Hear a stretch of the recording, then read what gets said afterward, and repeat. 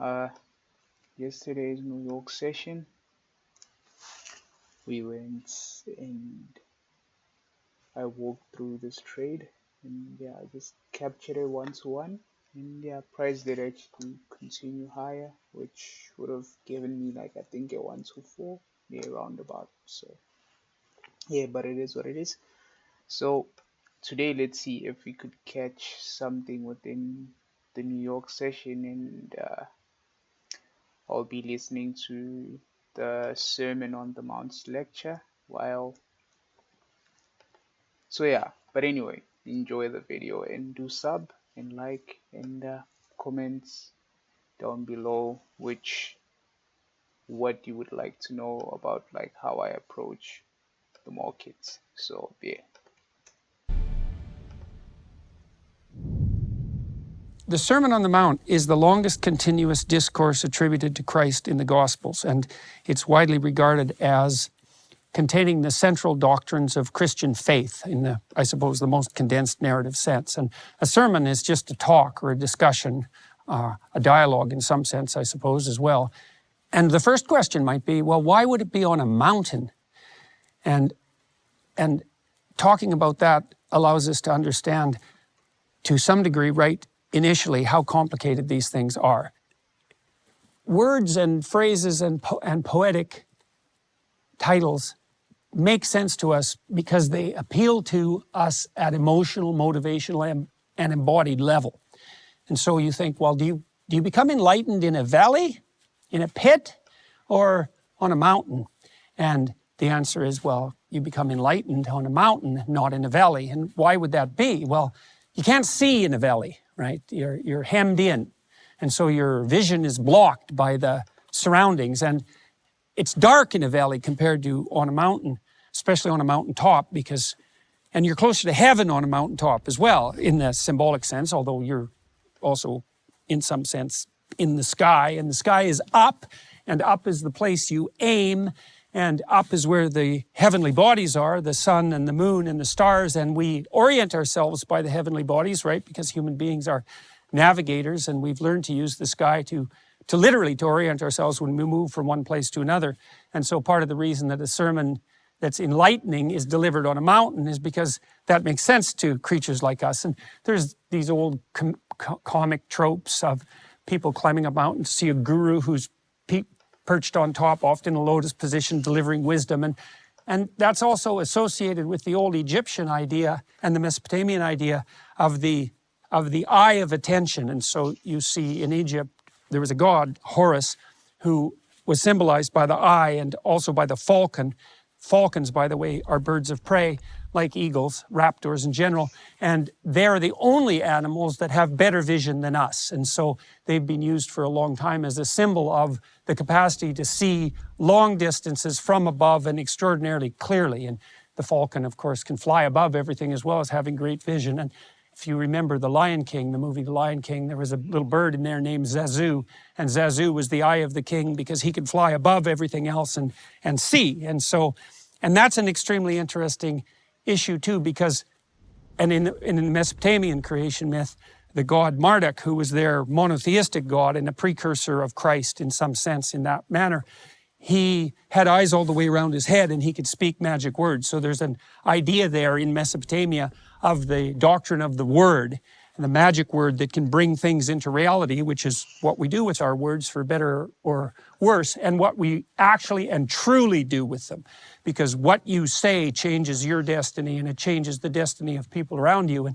And that's really worth thinking about, because you just have no idea how deep that truth goes and how much role you play in shaping the way the future transforms itself into the present and the past as a consequence of what you say. It's a core element of Christian doctrine that the word is the fundamental creative process that brings order into being out of chaos and potential. And you participate in that. That's partly why in Genesis, in the first chapter, God uses the word that is true and oriented by love to bring about the habitable order that is good, and then makes the rather radical proposition that men and women are made in that image.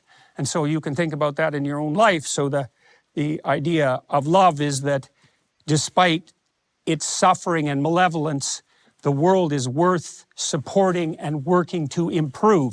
And that's a real tough commitment, right? Because to the degree that your life is tragic and that it's contaminated by your malevolence and the malevolence of other people, it can make you bitter and resentful and destructive, and it can interfere with your desire to improve what's torturing and tormenting you, which also might be you. And so part of the reason there's an emphasis in many religious traditions and certainly in Christianity on faith is because the evidence about the goodness of being is in some sense ambivalent, right?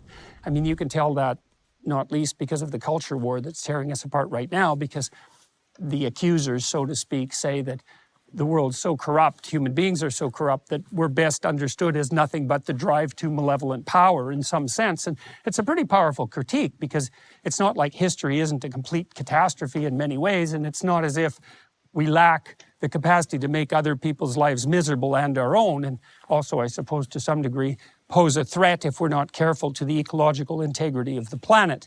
And so there's reasons to be unhappy about the conditions of existence, and part of the faith that is imposed on you, let's say within the confines of the religious doctrines of Judaism and Christianity, not to say it isn't the case in other religious traditions, is that you should move forward as if you're benevolently predisposed to existence itself, to being itself, and that would be life, your life, other people's lives, life in general, but being as such, despite the fact that you're cursed with the burden of your mortal vulnerability. And that's no joke, right? That's as heavy a burden, a moral burden, that can possibly be placed on people. And you have to accept it as a presupposition of faith, because, as I said, at best, the evidence is ambivalent. You know, women will think, I shouldn't bring a child into a world such as this, and historians will look at events like Auschwitz and the Gulag archipelagos and all the catastrophes of the 20th century and say, well, if history is such a bloody nightmare, is it really something that we should propagate forward in time? These are very profound questions. In Goethe's great play, Faust, there's a demonic character, the devil himself, Mephistopheles, and Mephistopheles is the great adversary of being. And his credo is that life is so rife with suffering and malevolence that it would be better if consciousness didn't exist at all. So we're called upon, I would say, ethically and practically and philosophically and spiritually to lift our eyes up to the heavens or to the hills. And there's another reason for that too, which is that our primary problem in orienting ourselves in life is actually a navigation problem.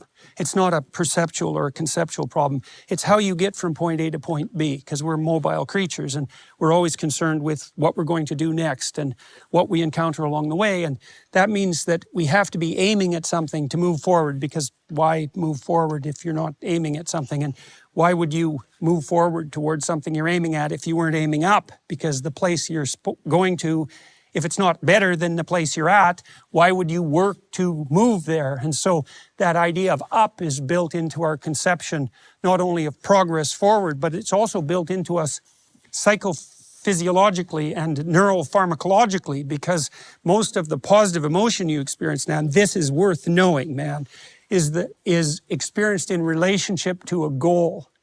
And so you might think you're happy because you attain things, but that's actually not why you're happy. You might be satisfied if you attain something, but it's fleeting because you attain it, and then the question is, well, now what, right? So when you graduate from high school, well, you've attained that graduation status, but the next day you wake up and you're no longer king of the high school, you're entry-level junior clerk at the local drugstore. Not that that's such a catastrophe, but you get my point. Being at the pinnacle isn't exactly the goal. Now, what happens if you want to experience the positive emotion that can help sustain you through life and can also, what would you say? Well, fill you with enthusiasm, which means to be filled with God. By the way, entheos is to be filled with the Spirit of God, is you have to be aiming at something worth aiming at. And this is literally the case. The more vital the thing is that you're aiming for, the more positive emotion you experience when you notice that you're moving towards a goal. And so one of the things this means is that if you don't have an aim and even an ethical aim, because you're aiming up, right? You're aiming at something better. If you don't have an aim and an ethical aim, you literally cannot experience any positive emotion. And more than that, the higher your aim, now that assumes that you're not making things impossibly difficult for yourself, but the higher your aim, the higher the more intense the positive emotion associated with evidence of progress. And so then what you might derive from that, if you were thinking about setting your life up properly, is that you should aim at the highest possible thing. And of course, then that begs the question, what is the highest possible thing? And that's partly what the Sermon on the Mount is about. The highest possible good is a multifaceted phenomenon. It's not just one thing. It might be beauty, for example, but it also might be truth, and it might be love, and it might be courage, and it might be integrity, right? You can see all these positive moral virtues aggregated into a single thing. It might be the call to adventure. It might be the call to wisdom. It might be the fear of God. There's all sorts of elements that make up what's best. And so you can't reduce it in some sense. You certainly can't reduce it, for example, to something simple like compassion. It's not a one-dimensional virtue. It's something very difficult to attain, a balance of many virtues, or a sum of many virtues. And so God was often defined classically as the summum bonum, the sum of all good things. And this is a definition, not a statement of belief. It's a definition, and that's worth knowing too. So imagine that you do know, we all know that there are good things. And so that's an interesting category, because there are many different things that are good, but they share the common feature of being good. And so then the question is, well, what is the essence of the common feature of good? And one classical answer to that would be, well, that's a good enough definition of God. And then you can ask yourself too, well, if you're pursuing things that are good, and hopefully you are, not that you necessarily are, because people can pursue evil and harmful things too, but if you're going to pursue something that's good, well, why wouldn't you pursue the sum of all that's good? Why? And especially, there's another way of thinking about it too, especially because you're betting your life on your actions. You know, I was out on jet skis this morning and I thought, you know, I could die on this. I could crash into a boat and I'd just be dead. And then I thought, well, yeah, it's worth it to zip around out here to take that risk. But the fundamental truth of the matter is, because of the mortal conditions of your limited existence, you're betting your life on what you do all the time, in maybe a rather small way, but often not so small, because people do die in the pursuit of what they're pursuing. And so you might ask, well, what's worth betting your life on, betting your sanity on, betting your family on, betting your future on? And why should it be less than the sum of all that is good? Why would you do that? Now, one answer is because it's a heavy responsibility to pursue the highest possible goal. And you might think, well, I'm afraid of that responsibility, and fair enough. But if you think I don't want that responsibility, you might want to think again, because it isn't obvious what you have on your side to justify your miserable life to yourself. You know, we all are very aware of our own flaws, and we're also very prone to torture ourselves with our own consciences. And we probably do that more to ourselves than we do it to other people. Most of the people I know who aren't narcissistic are much harder judges of themselves than they are of other people. They're often less likely to do good things for themselves than they are to do good things for other people. And that's because they're acutely aware of their multitude of flaws. And then you might say, well, how is it that you can contend in a realistic way with your multitude of flaws? And you might say, well, you could develop the self-respect that would emerge as a consequence of bearing a heavy responsibility. And I actually don't think there is any other solution than that. And I know, like, I've seen people in very dire circumstances, you know, who've been brought low by all sorts of things, including their own foolishness and malevolence. And one of the things they do have to rely on in such situations is the fact that they've been of some service, well, to themselves, but mostly to other people, genuine service, right? And I also think that if you're mature and you have some experience, one of the things you also notice is that there are few pleasures in life as deep as recognizing that something that you've done, escaping from your bitterness, and as a precondition for this, that something that you've done has genuinely been of service to someone else, especially in service to their continued development. And so, you know, there are a lot of cynics about people who run businesses, for example, that you're just exploiting your workers. The bloody Marxists think that all the time. But if you run a prosperous and reasonable and productive and generous business, one of the true pleasures, it's the same if you're an academic or anyone in a position to mentor, one of the genuine pleasures of life, and it's a deep pleasure, is the opportunity to take young people who have real promise and to open doors for them and help their development. And that's a much deeper pleasure and also a much more useful solve for your conscience than any trivial profit you might derive from exploiting them, which is also not a very effective or efficient way of dealing with anyone around you. It's like, if I can cooperate with you and we can align our interests and I can help you move forward and you can do that, vice versa, even if you're in a junior relationship to me, we're going to do way better together than we are if I'm just telling you what to do and you're resentfully dragging your miserable carcass along because you have to. That's no way to conduct your affairs, and no one wants to be around anyone who does that. And so the responsibility is, it might be worth the effort and the attempt, you know, and there's other reasons to think that too. So imagine that you go different places and you do different things, and one of the things that happens as a consequence of facing that challenge is you start to develop, because you get more informed, right? You meet more people, you have a wider social network, you learn more skills, you gather more descriptive information, you flesh out your knowledge of geography and philosophy and history and beauty and all of that. That's all information. So that isn't all that happens to you when you challenge yourself, especially if you take the challenge on voluntarily. So one of the other things that happens is if you stress yourself, challenge yourself, physiologically, so you put yourself in situations that you hadn't been in before that demand something new of you, new genes turn on and start to code for new proteins, and they build new parts of you. And so it's as if there's a reservoir inside of you of biological possibility that's a consequence of your inheritance in the deepest sense, but it will not be transformed into actuality unless there's a demand. And then you could imagine further that maybe you're facing a challenge and you don't want it, right? And you reject it, and so you're afraid and you're running.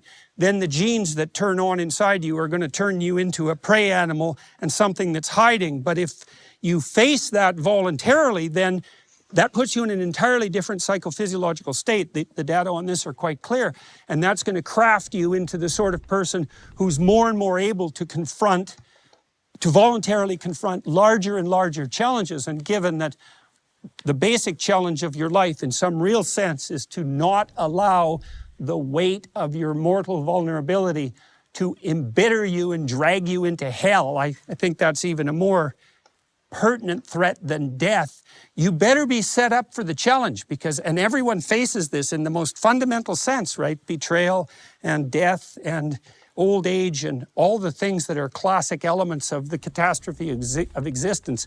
They are definitely coming your way, and hopefully you can prepare yourself for that, and there's every reason to assume that you can. And so that's a very positive message in the face of something that's extraordinarily negative. And so that's all background just for why this is a sermon on the mountain. And so that gives you some indication of the depth of these kinds of stories. Very little in them, if anything, is accidental. And almost every word and phrase is connected to a multitude of other words and phrases, say within the biblical text, often within the chapter itself, but then also it has its branches out into the broader culture, into poetry and art. You'll see that with the images that I've selected, for example, that accompany the statements in this sermon. And so aim up, that's the first rule. And seeing the multitudes. So he's being Christ in this situation. This is early in his ministry, by the way. And seeing the multitudes following him, he went up into a mountain, and when he was set, his disciples came unto him, and he opened his mouth and taught them, saying, Blessed are the poor in spirit, for theirs is the kingdom of heaven. Well, that's a very confusing line. Blessed are the poor in spirit? So are we talking about the economically poor, or do we mean poor in spirit? Well, what does that mean? Does that mean those who are bereft of spirit, so of energy and enthusiasm? And that isn't what it means. It means blessed are blessed are those who are the antithesis of narcissistic. That's what it means. So to be poor in spirit means to be humble. And it isn't humble in a self-effacing way, in a cringing, milksop sort of retreating, I'm unworthy way, especially not if it's accompanied by such pronouncements. That's not what it is. What it is instead is that there's an immense emphasis on humility as a virtue in Christian practice. And again, I'm speaking of Christianity specifically here because this is a Christian text, and I'm not implying that this isn't an attribute of other religious traditions.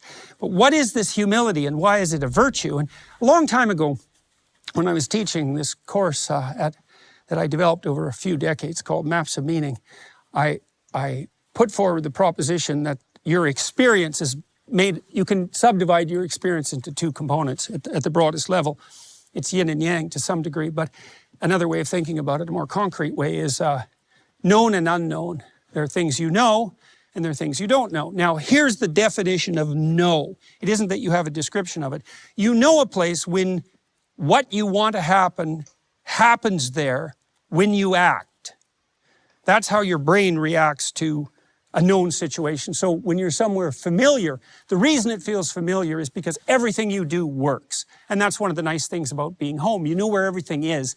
Everything's simple, assuming your house isn't an absolutely chaotic hellhole, which it might be. But if you set it up well, it's familiar and comforting because everything you do there works. And so you feel secure there, like you should, because everything you do there works. But then you can go out beyond the domain of what's kind and familiar, and you can go to places where you don't know how to match your behavior with the demands of the situation, and that's in the unknown. And you might say, well, why bother going to the unknown at all? And there's a variety of answers to that. Is, well, do you want to just stay in your house? And the answer to that's probably no. And second, the unknown has an uncanny ability to come into your house even if you don't invite it, which is the motif, by the way, of the serpent in the garden, right? No matter how carefully you set up the walled garden, you're not going to keep out all the snakes. And so you better be prepared to deal with snakes, even if you're on familiar ground. And the way you learn to deal with snakes is by going out and interacting with snakes. And so then your safety isn't dependent on security, right? Which is an impossibility in any case. Your stability starts to become dependent on your competence, and that's a way better deal. In order to move out into the world and to become competent, you have to make friends with what you don't know. And so, and this is the opposite of being a totalitarian. So if you're relying on security to regulate your emotions, you're going to insist that what you know is right. Because if it's not right, then you get anxious and upset. And if you're anxious and upset, you have no tools. But if your security isn't dependent on what you know, but is dependent on your ability to handle snakes, let's say, your ability to deal with the unknown, then you can welcome the unknown. And so why should you do that? Well, first of all, you're not going to escape from it because it's going to come visit you at home no matter how secure you are. You know, even if you just stayed at home, at some point you're going to get ill, and then, well, in come the snakes. And if you're not prepared for that, well, all hell's going to break loose. And so there's no final security in being a human being, insecurity, which is why tyranny and authoritarianism, mindless rule following is insufficient, even though careless rule breaking is also not helpful. So what you want to do is welcome the unknown with open arms, because it can teach you and change you, and it can teach you the things you don't know, and it can change you into what you could be. And so then you think, well, maybe what I don't know is my friend. Now, you might ask yourself, well, is what I don't know my friend? And here's the answer to that question. To what degree are you living in paradise? If your life is not everything it could be, and I mean everything it could be, then hopefully the reason for that is that you're wrong. And that'd be great if that was the reason, right? Because if the world's wrong and that's why you're miserable, you're done, because that's the world and there's just you. And if it's the world making you miserable, you're pretty much doomed. But if it's your own stupidity and your own ignorance, your own blindness, your own malevolence, then at least in principle, even though this wouldn't be easy, at least in principle you could do something about that. And so what you do in some sense, and this is why Christ says, blessed are those who are poor in spirit, is because they've opened themselves up to the possibility of revelation. Knock and the door will open. Ask and you will receive.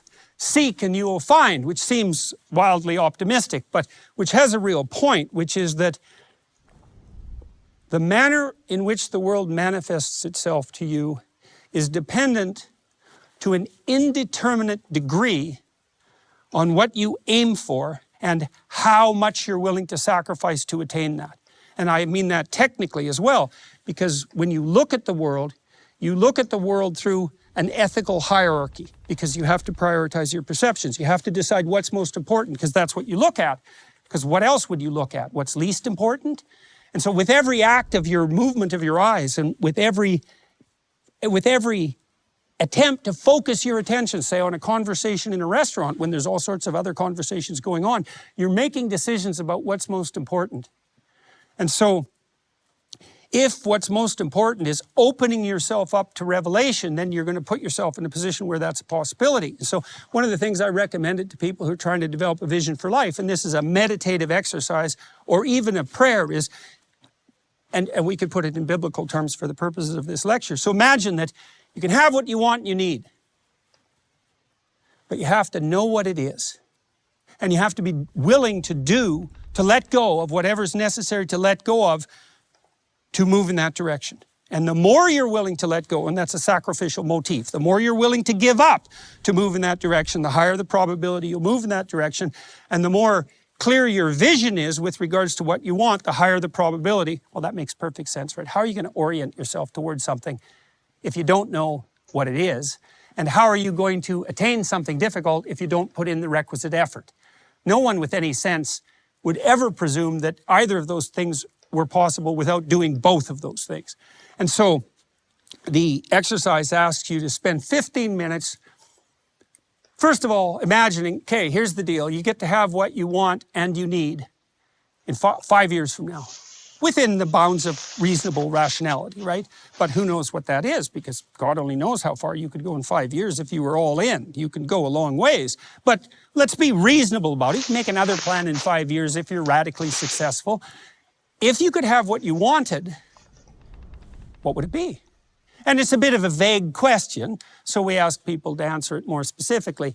What would you want in an intimate relationship? What would you want in friendship? What would you want in your job or your career? How might you educate yourself? How would you take care of yourself mentally and physically? What would you do with your time outside of work? Remember, you get to have anything you want here within the bounds of your limits, let's say, and even the limits of your imagination. Just what would that look like? Well, that's an opening up to revelation. You think, well, you're asking yourself this question. Well, that's an interesting thing, right? It's like, why do you have to ask yourself a question if you could hypothetically generate the answer? Why isn't the answer just there? And the answer is, we don't know why. But it's clearly the case that you can ask yourself a question and then you can get an answer. That's what happens when you think. That's the revelatory element of thinking. And we think up those answers. But the religious presumption is something more like, well, no, the thoughts enter the theater of your imagination because you've opened yourself up to the revelation, and that isn't you in any real voluntary sense. In some sense, it's almost as if it's something external to you because you didn't have the answer, and you posed the question, and now you have the answer. And you know how that works too, because you can get an answer that manifests itself internally, and sometimes it clicks, right? It's intuitively appropriate. It matches you in some fundamental way, and you think, oh, yes, of course. And well, that's a revelation. And then that's part of thought.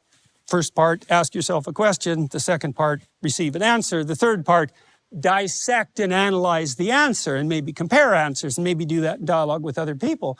And that's thought. But all of that's predicated on the initial openness to the receipt of the revelation.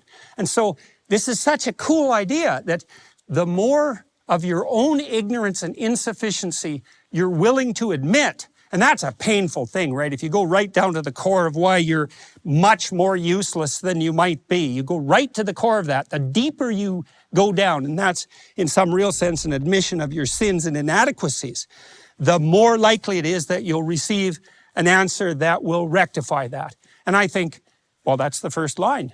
I think that's literally true. I think that's almost all you do in psychotherapy, for example. It's like, what's wrong with my life?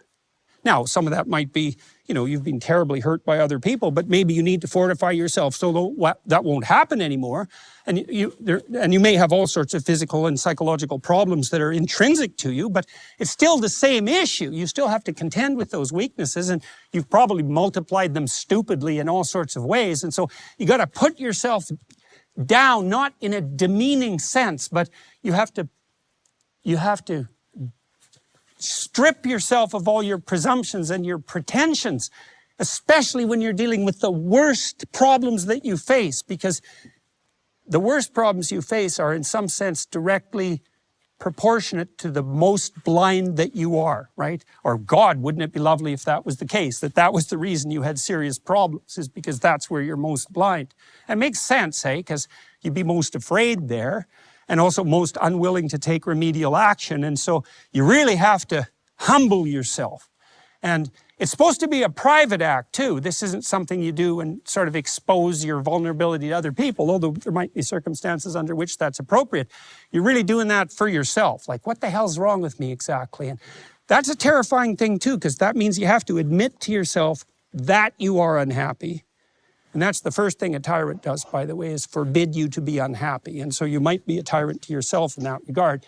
You have to admit to yourself the depths of your misery and your longing and the bitterness that might go along with that. And then you have to associate that with all your insufficiencies and your errors. And that might involve a real detailed analysis of your past. That's something like a confession of sins.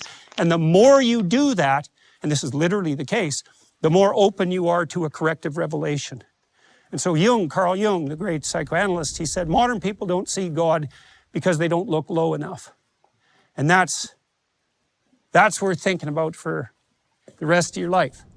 So that's a great opening. These are the Beatitudes, by the way. That's what this section of the Sermon on the Mount is known technically, the blessings. And it's very strange conceptually, this part of the document, and this is true of the Bible in general, is that it brings polar opposites together.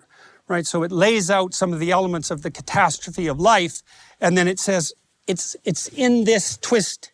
There's a twist here that makes the acceptance of those catastrophes something that can be transformed into a blessing.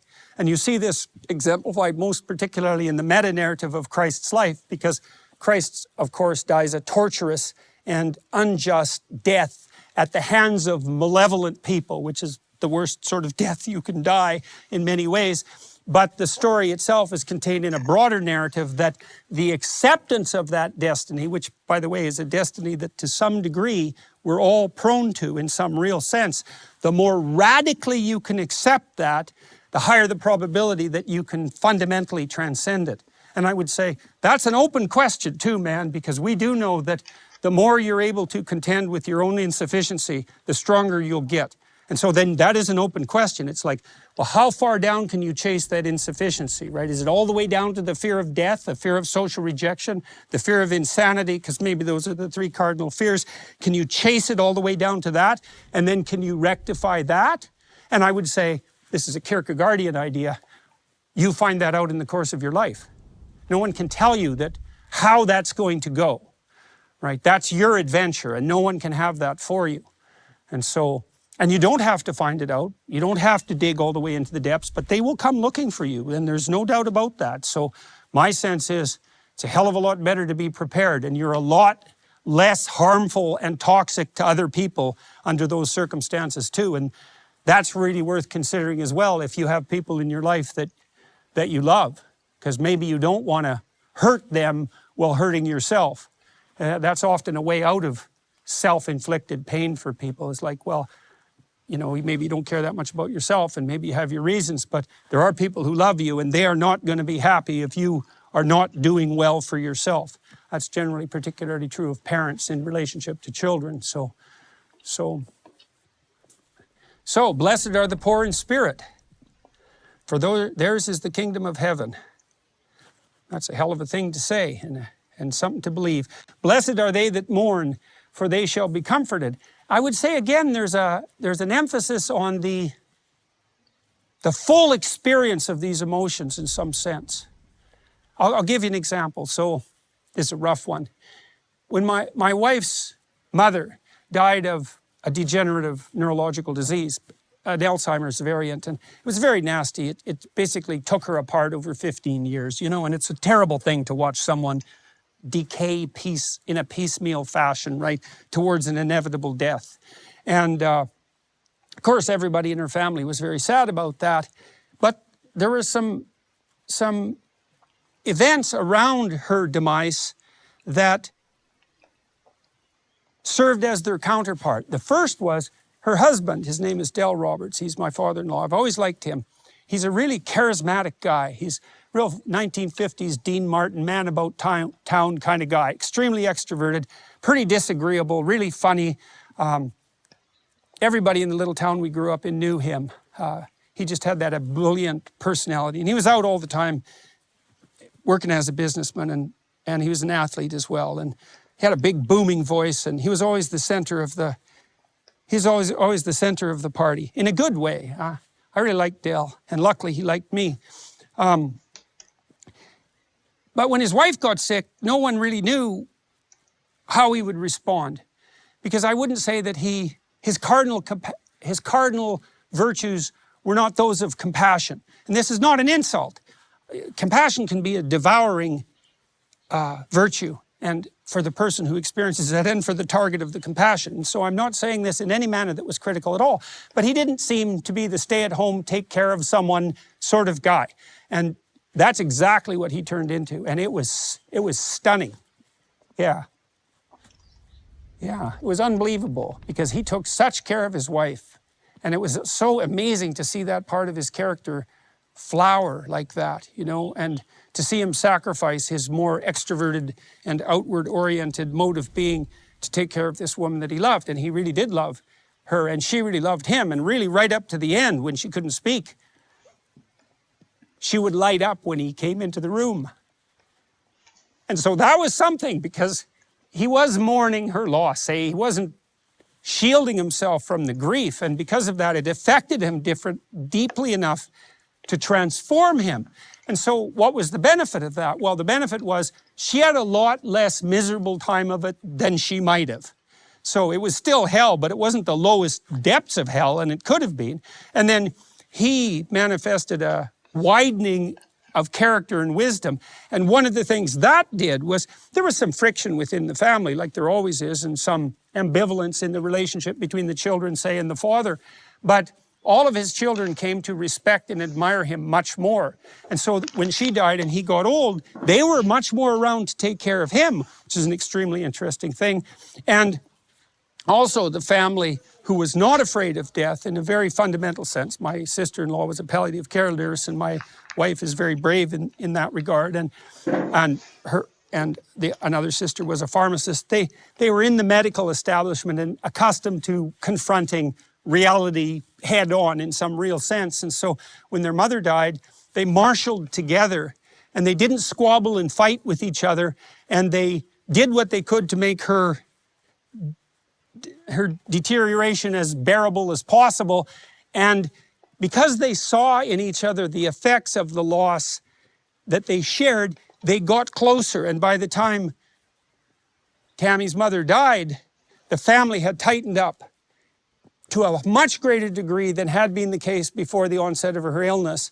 And so one of the things they benefited from, because they actually experienced in some real sense the depths of their grief, was a compensatory tightening of the relationships. And so something was taken out of the family, a major catastrophe, the loss of a mother, but something non-trivial was gained. And I'm not trying to say, well, that made up for it, because nothing makes up for the loss of someone that you love, not in any real sense, but you can do it badly or you can do it well. And there's a big difference between doing it badly and doing it well.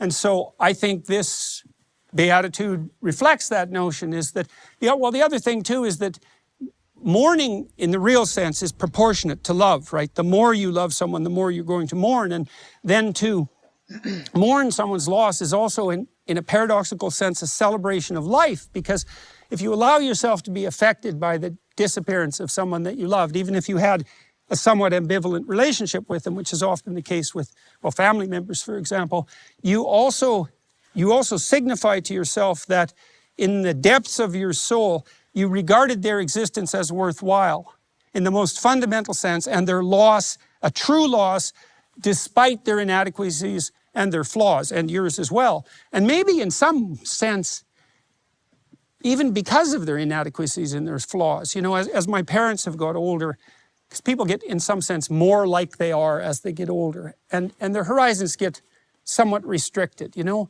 And you see your parents as they start to become more fragile, and you see as well that you care for them not despite their idiosyncrasies, but also because of them, because the idiosyncrasies make up part of what they are. There's a Nietzschean quote, which I really love. He said, "Great men are seldom credited with their stupidities." And his notion, and Nietzsche knew this very well, is that you don't want to be thinking so certainly that there's a virtue without a corresponding vice, right? And that something that you love about someone might come along with an attendant weakness that's a necessary precondition or an accompaniment for that strength. And I would say that's the same about you. And maybe you can work on those weaknesses because you have the strength and broaden out your personality. And I think you can, and I think you should. But it's still the case that when you love someone, you kind of take them as a package. And maybe that's in some way, I don't mean an all-encompassing and all-forgiving, judgmentless compassion, you know, because you want to hold people to standards as well, because that's part of love. But there is still that element of liking them because of who they are in all their peculiarity, right, as well as their possibility. And so, blessed are the meek, for they shall inherit the earth. That's a re-representation of the poor in spirit idea there, is that to be meek, again, isn't, I've read multiple translations of that word, and meek can mean, what would you say? It means not arrogant and narcissistic. That's the best way of thinking about it. And there's another way of attacking that. That's a very deep idea too. So the notion of Lucifer, there's very little discussion of the nature of the satanic spirit in the biblical corpus. Really a few lines, almost nothing. Almost the whole idea that there's an adversarial entity, a satanic entity or Luciferian entity, is sort of in the cloud of dreamlike imagery and story that surrounds the biblical corpus. So it's material, literary material in a real sense, outside of the biblical writings. It's a figment of the imagination, so to speak, which doesn't mean it isn't real, by the way. The Luciferian spirit, this is Milton. Milton developed this idea more than anyone else. He believed that it was the untrammeled, arrogant intellect that insists that its rational presumptions are 100% correct. And so you could think of the Luciferian, so Milton portrayed Lucifer as the highest angel in God's heavenly hierarchy, gone most catastrophically wrong. Lucifer means light bringer, and Lucifer was represented as the spirit of the intellect, and that's, in some sense, that's rationality itself. But it's not just rationality. It's the rationality that falls in love with its own pretensions and then elevates them to the status of God. And that's the story of the Tower of Babel, for example. So when the people who build the Tower of Babel build it, they build a structure that attempts to replace God. And the consequence of that is that no one can communicate with one another anymore, because fundamental categories become questionable, which is, by the way, exactly what's happening right now. And Babel referred to Babylon, which was an empire, but the word Babel is also derived from the Babel of unintelligible speech is also derived from the same root as the Tower of Babel. And so it's authoritarian presumption that reduces utterances to meaninglessness. And certainly totalitarian presumptions do that, because in a totalitarian state, every word everyone says is a lie. And that's what makes it a totalitarian state. And that's true of everyone, right? Parents lie to their children, children lie to their parents, wives lie to their husbands, husbands lie to their wives. Everyone lies about everything all the time, and that's why it's a totalitarian state. And so no one ever says anything that's real or true, and no one can communicate. And the Luciferian spirit is behind that, and that's the spirit that wants to not open itself up to continued revelation from the transcendent, let's say, but to insist that what is already known is all that needs to be known, and more importantly, all that is morally allowed to be known. And you see that again playing out in the culture war, where what we see now is that if you think certain things that aren't canonically correct, not only are you wrong, but you're basically immoral and worse, right? You're predatory, and worse, you're positively demonic. And that's a complete inversion of the actuality of the situation, because you should be holding your knowledge lightly, because what the hell do you know unless your life is perfect and you're a shining light on the hill? And so you should always be looking for corrective from what's transcendent. And so one of the things I realized recently, it's quite a frightening realization. This is mostly when I was talking to Richard Dawkins, because Dawkins is an atheist, as most of you know, so he doesn't believe in a transcendent deity. But Dawkins believes in a transcendent object. And this is very interesting. So he believes in the transcendent. So what would a transcendent object be? Well, imagine you're a scientist, right? And you have a theory about the way the world is. And you can think about that as a Tower of Babel. It's a set of presumptions about reality itself. But if you're a real scientist, you don't believe in your theory. You believe that there's an object, a transcendent object, that you do not understand, which is outside the confines of your theoretical presuppositions. And if you match the theory against the transcendent reality, which you cannot detect, by the way, right? Because it's outside of your conceptual framework. So it only exists in possibility.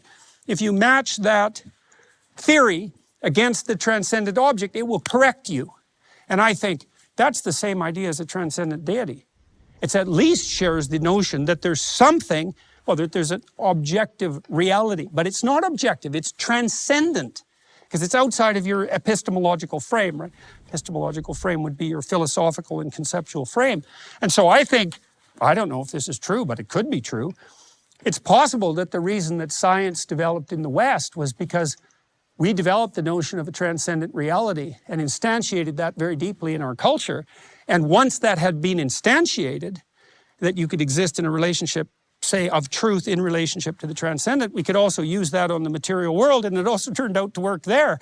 And there's an interesting corollary of that too, which is that the Nietzschean death of God, which is the death of the transcendent deity, might also be the death of the transcendent object.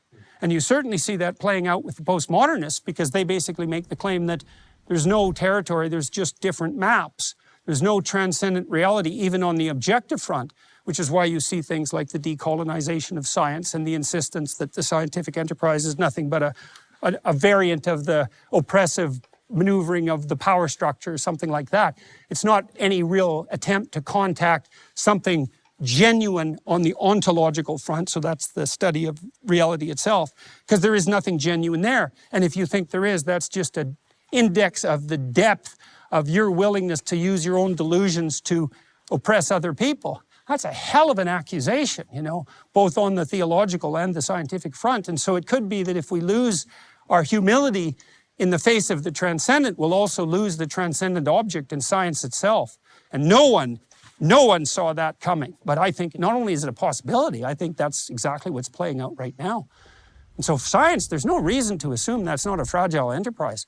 It's only 500 years old in the formal sense. I mean, you could trace it back to the Greeks if you really want to push it, but fundamentally, it's 500 years old. That's not very old. That's not even yesterday. That's like 2 minutes ago. And it only emerged in our scientific culture, never emerged anywhere else. And we don't know the preconditions for its emergence or its maintenance, but belief in the transcendent object certainly seems to be one of them. You know, one of the things I liked about Dawkins, and I like about the scientific atheists in general, is that most of them are actually scientists. Dawkins is a real scientist, and that means also that he believes that the truth will set you free, because he wouldn't be so assiduous in his pursuit of the truth if he hadn't accepted that as a metaphysical axiom.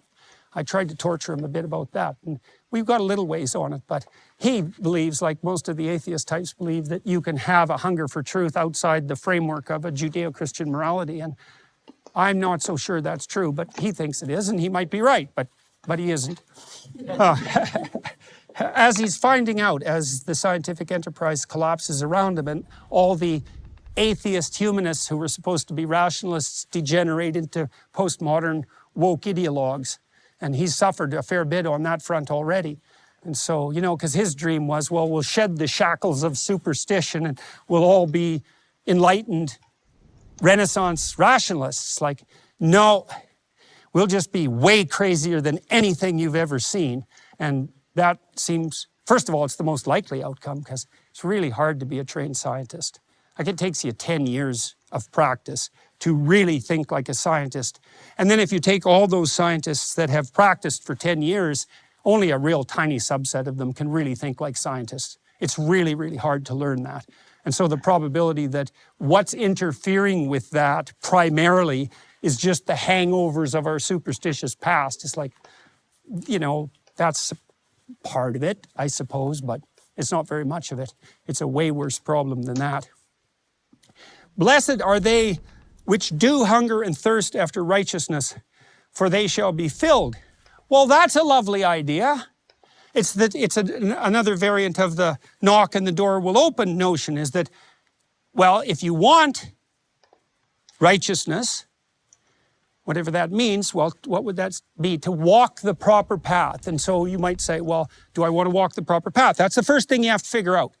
And you got to think, well, why wouldn't I? And the answer would be because you're bitter and resentful and you'd rather aim down and you don't want the responsibility. And maybe not only that, you want to pretend that you're good so that you get all the benefits of being good without having to do any of the work. So those would be the fundamental impediments. And if you don't think they're in you, you have not looked because they're definitely in you. And so you got to shed that and you got to think through, do you really want to carry that along with you? And then you want to walk the righteous path. Well, you better discover what it is, and that's going to be hard because it's probably not the path you're on. And you can feel that out to some degree. You know, one of the things I learned and that I've tried to teach people is that if you pay attention to what you say, and I really mean attention, not think about it. I mean attend. Attend is an opening to watch and to be receptive. That's why the Eye of Horus was a redemptive figure for the Egyptians and not the rational spirit, the Luciferian rational spirit. It's attention. If you pay attention to what you say, you can feel whether you're making yourself weak or strong with every word. And then you can decide to stop saying things that make you weak. And then you can practice that. And that works. And so that's one way of sort of feeling out the righteous path. It's like, well, is this the right pathway forward? You know, you do that when you meet someone and you're trying to feel out how to have a relationship with them, right? You're dancing with them and you're seeing, does this work? Not instrumentally, but if you're doing it genuinely, learning how to play with them, you test it out and you see. You do that with a dog in a park to see what the pathway is. And you do that in an embodied sense, not just a rational sense. And so to tread the path of righteousness is to, first of all, orient yourself so you want that. And one way of doing that is to think of the alternative, you know, because paths that aren't righteous lead to hell. And that's, if you don't know that's worse than death, there's lots of things you still don't know. And so you really want to ask yourself if that's the path you want to be on. A path that's associated with deceit, that's definitely the pathway to hell because that's the totalitarian path. And if the pathway isn't informed by love, then it's neutral or it's informed by hate. And it's hard to see how that's, unless you want hate, and you can have your reasons for that, but it's very difficult to think, to believe in any fundamental sense that that's going to do you any good or anyone else. You might have dispensed with the desire to do good. That happens, but that's not my point. My point is if you do want to do good, almost no one thinks you get there with lying and hate. And so this beatitude basically claims if you want it, then you can have it. But there's a cost, because the question is, what do you mean want? And that's why the sacrificial motif that runs through the biblical corpus is so important, because to want something means to work for it. And to work for it literally means to make sacrifices, because work is a sacrificial enterprise. And you say, well, what do you mean by that? It's like, well, work sacrifices the present for the future. If that isn't what you're doing, you're not working. You might be playing, maybe even have a job that's play, you know, but it's not real work. You're just so fortunate that you found something you can play at that actually provides you with economic sustenance. But very often you have to work in order to make ends meet, right? And you do that by sacrificing the short-term hedonic pleasure of the present to the medium and long-term stability of the future. And that can be very effortful and responsibility laden, but it works. And then the question, I suppose, and this is a question that's posed it starts to be posed right in the early opening stories in the biblical corpus. What should you make sacrifices to? And the lurking idea here is righteousness. And so imagine you're trying to decide what's worth giving up your selfish short-term pleasures in service of. And then we're back into the same problem we started with. Well, what's worth making sacrifices to? Or more importantly even, what spirit should you be making sacrifices to?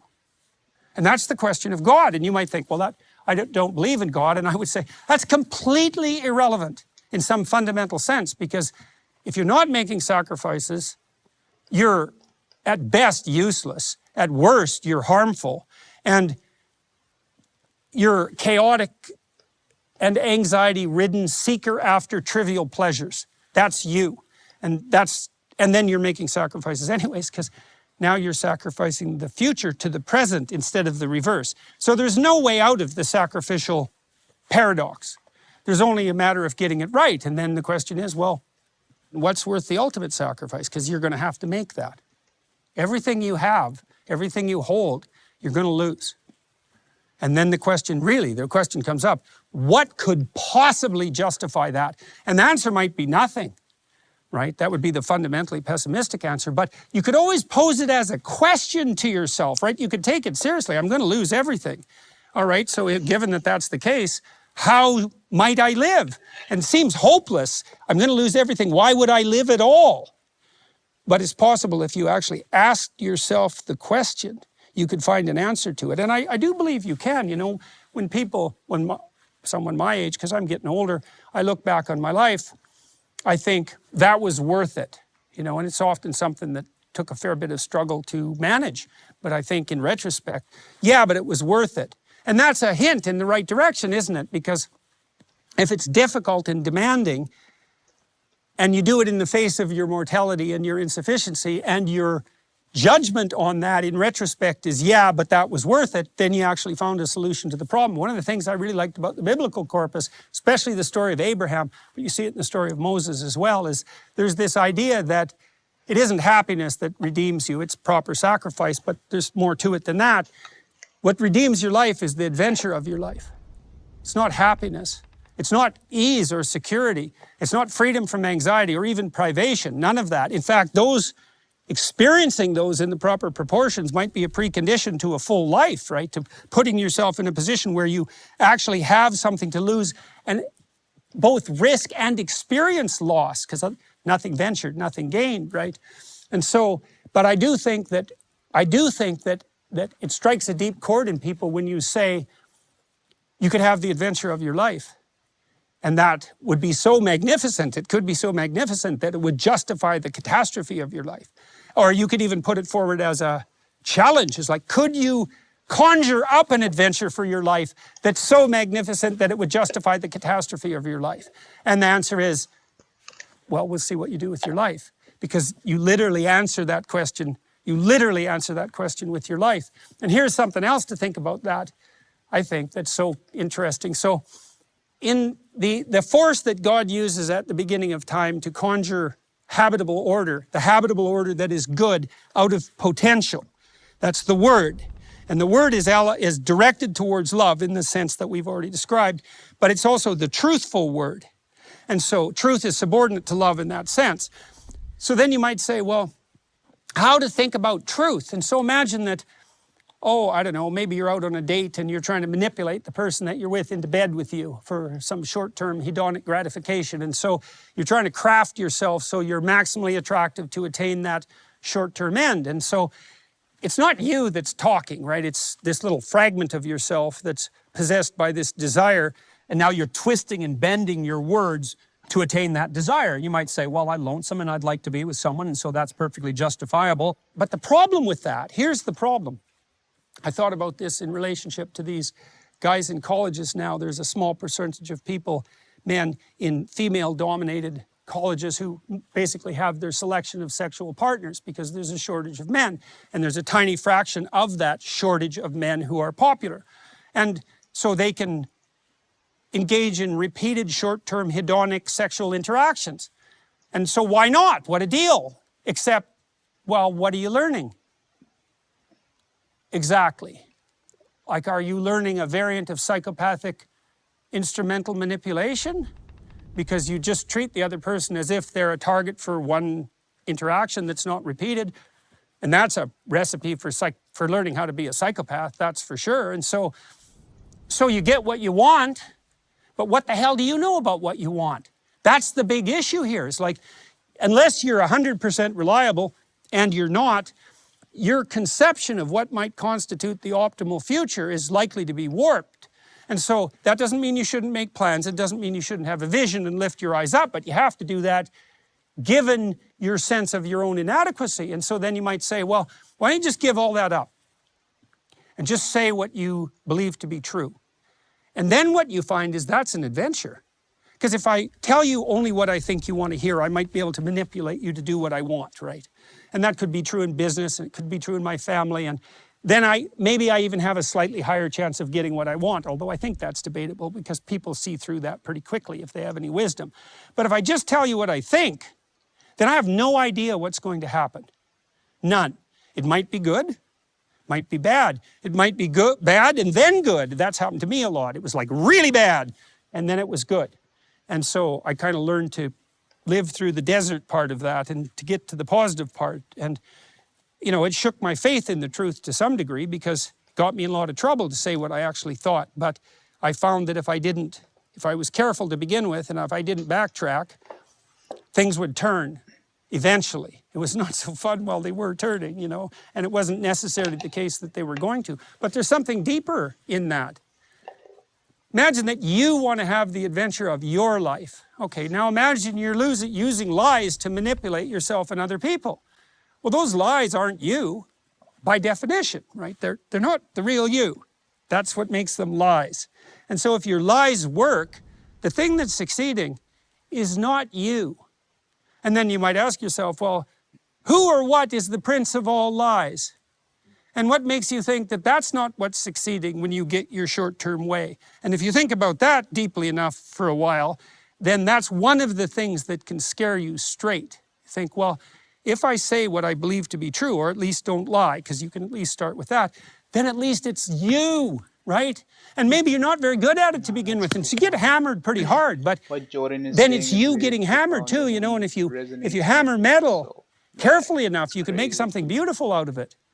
And so if you tell the truth, this could literally be the case, is that the way you have the adventure that So, justifies your life is by telling the truth. if you And then you might think, well, how could it be any other way? good. Right? It's one of those things that once you lay it out, you think, well, that has to be the case, because if you're not telling the truth, it's not you. And if it's not you, then you're definitely not having the adventure of your life. And you know perfectly well that telling the truth is an adventure, because the reason most of the time you don't tell the truth is either because you want to manipulate people, or you don't want to have the consequence of telling the truth. So you just sugarcoat it, or you put it away, or whatever. So you're actually denying yourself the adventure. And I can understand that, right? Because how much bloody adventure do you need? But that is an open question. You know, like, what are we? Rabbits? Are we adventurers on the high seas, you know? Maybe we're adventurers on the high seas. And maybe that's where life is really to be had. And so when you shirk away from that adventure, you could easily be shirking away from the destiny that stops you from being bitter in the face of your own mortality. That could easily be the case.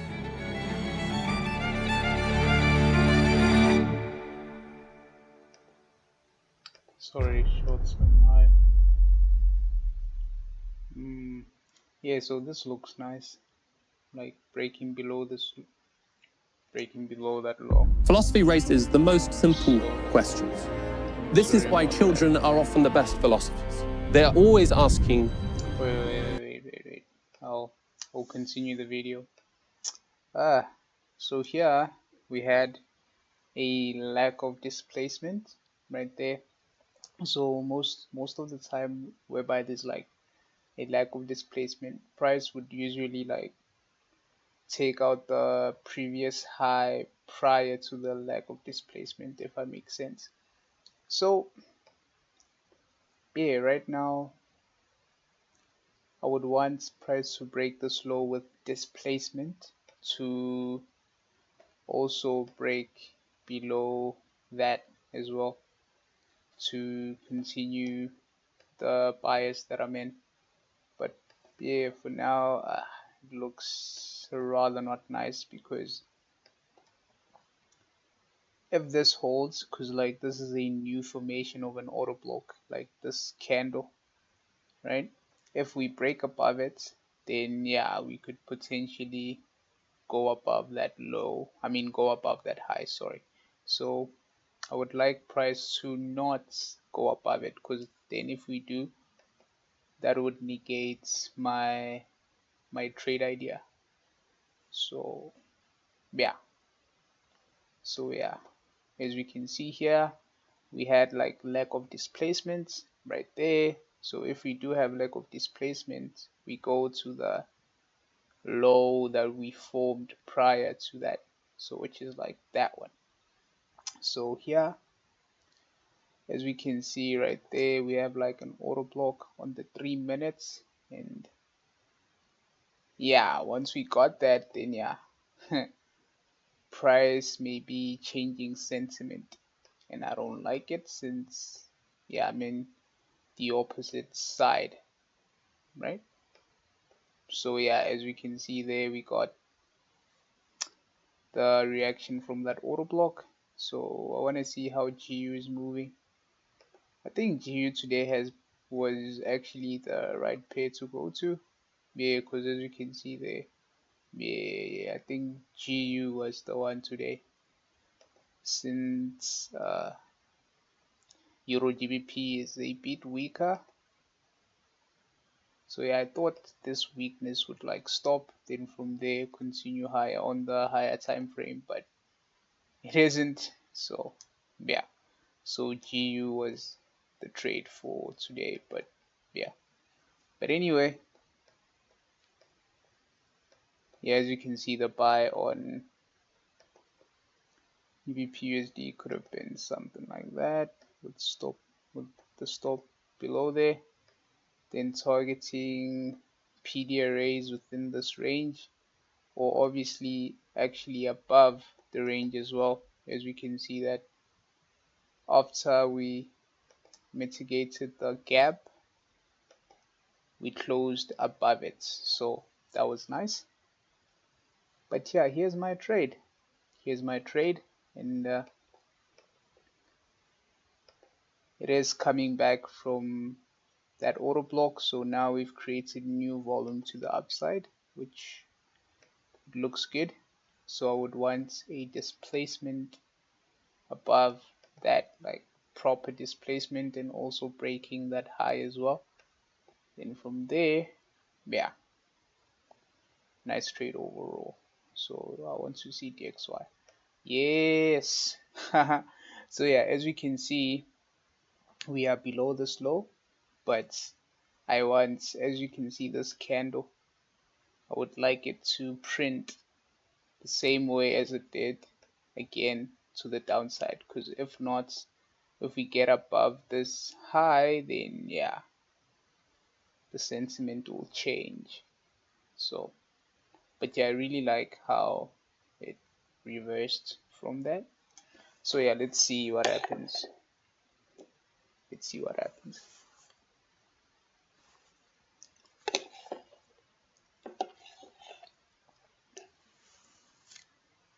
Hmm, nice reaction from the 1 minute fair value gap.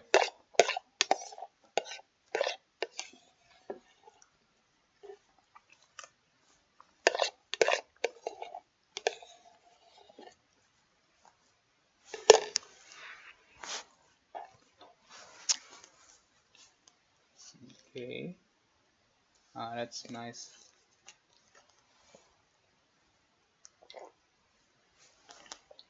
Seems like the previous auto block that I delineated before, yeah, before this whole price action is actually holding price, which is crazy. This auto block right there. But I think the strength of that auto block would be short lived. So yeah, let's see.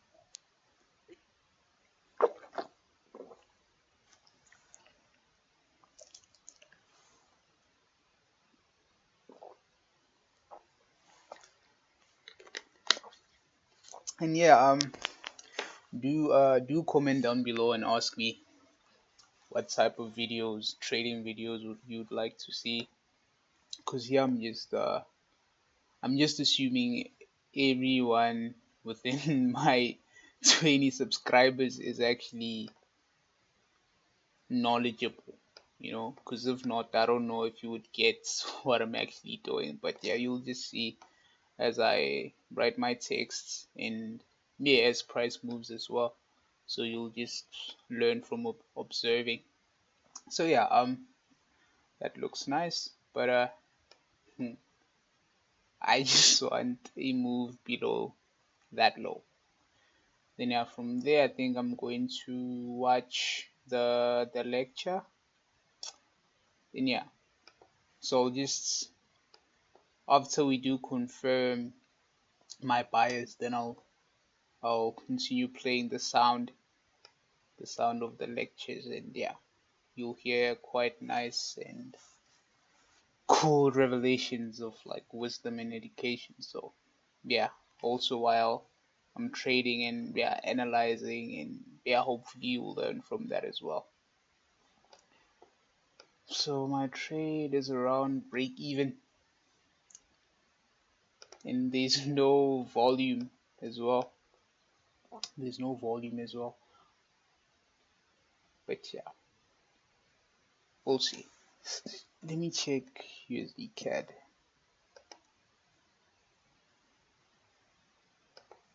Hmm.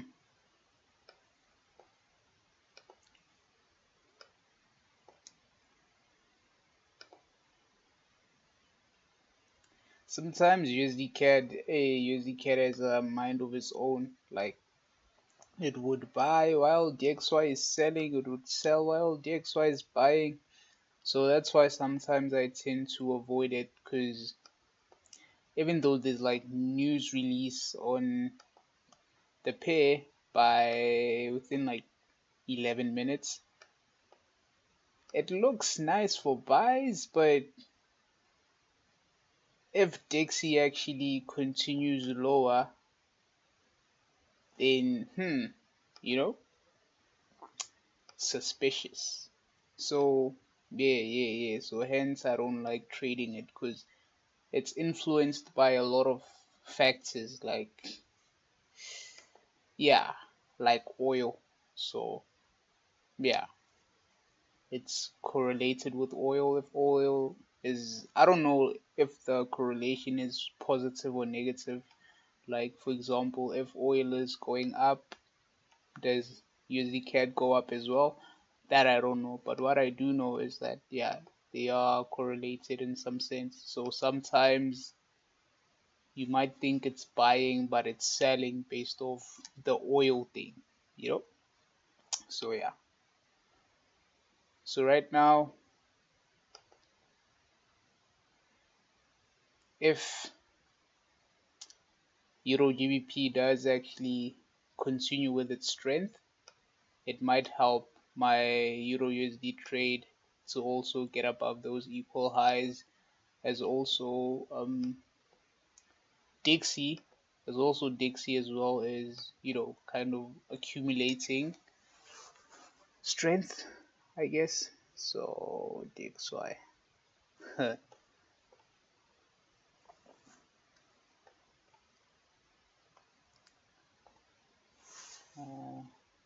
Sorry.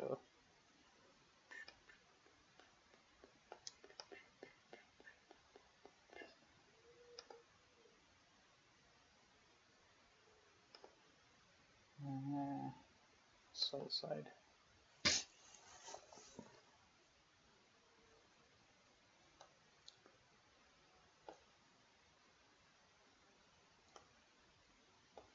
Yeah, to be honest, I don't really appreciate what DXY is doing right now.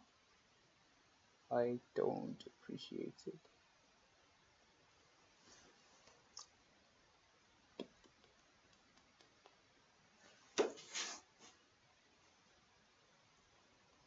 But yeah, also these like within 8.5 minutes, yeah, the news embargo lifts the 8:30.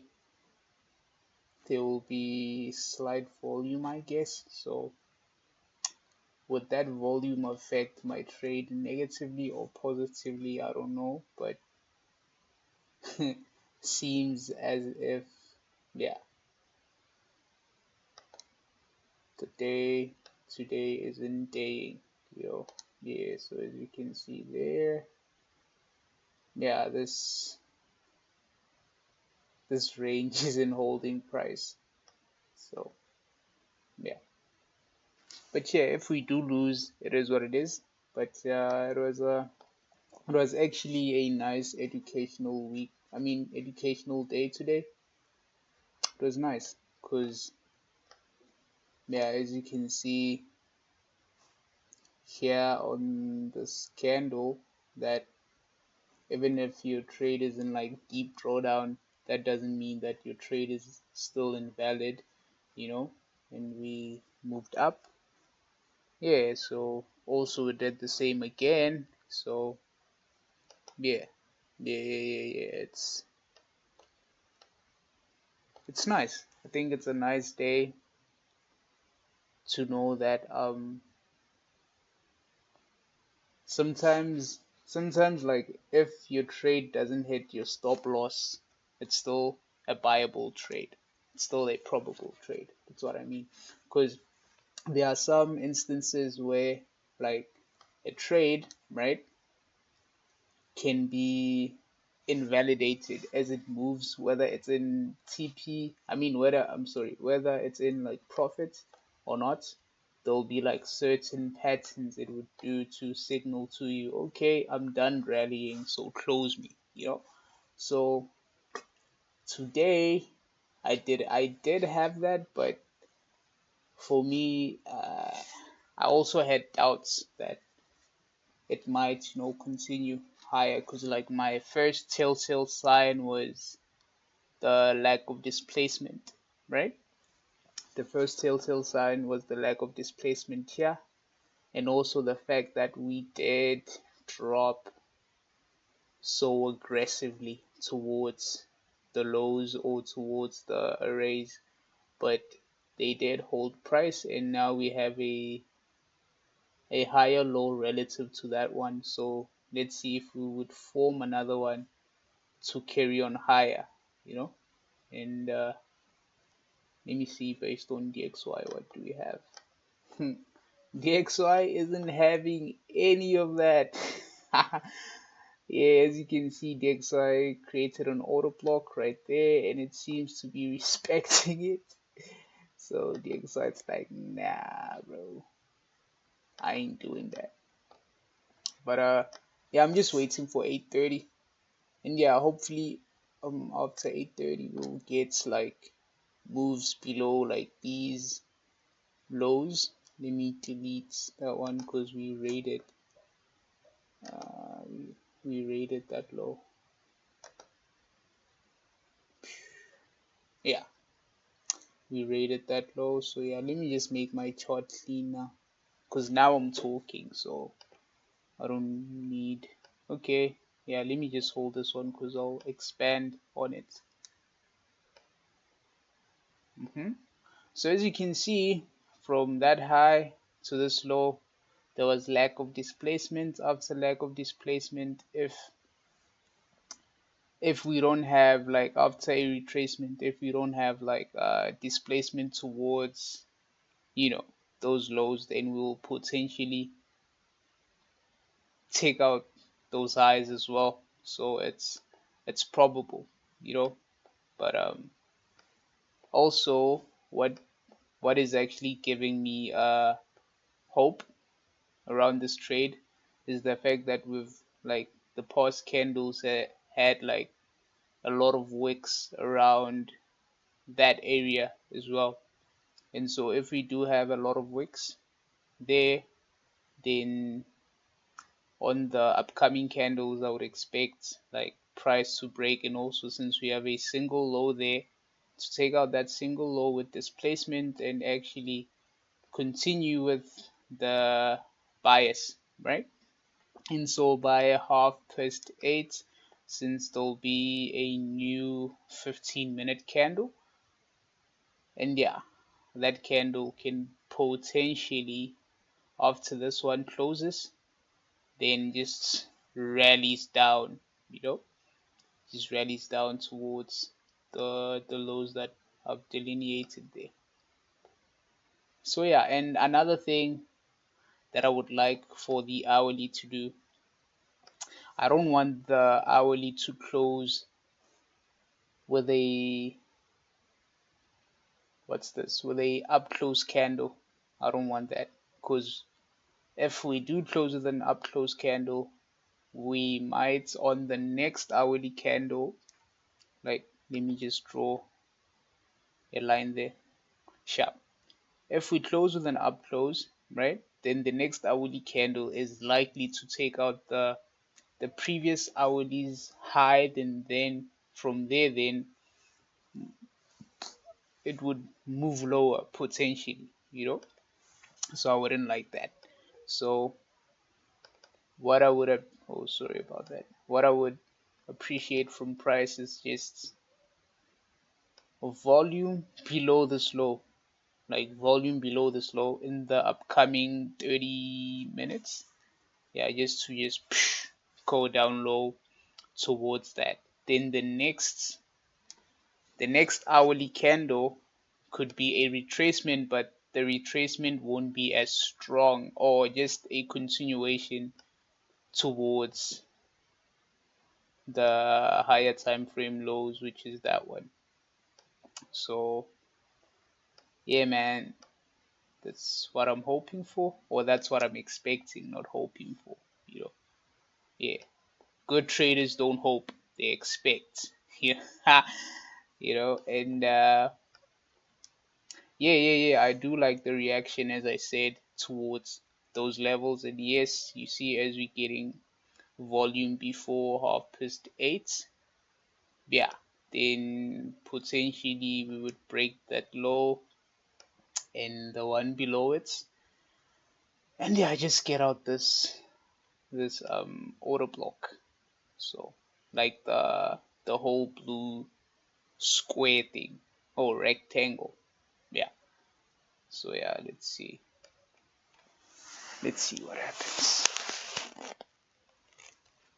Anyway, another thing, if my voice isn't good, I'll just continue the lectures. So y'all will tell me if y'all prefer commentary or the the lectures that I would be listening as I trade.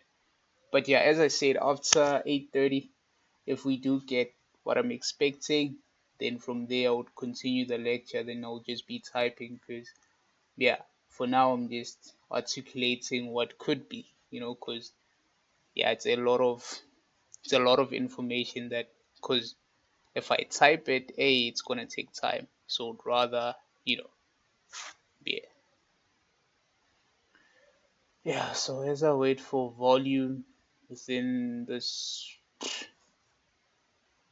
within this region of price, I just quickly wanted to check USD CAD. Yeah, so yeah, I just keep going lower. So USD CAD. Huh. So yeah, down close, we went up. Yeah. As I said, where's that tick? So about like it's respecting down close candle. So yeah, we broke there, order block, we're moving up higher. Yeah, yeah. As you can see, and potentially towards those highs or this void in there.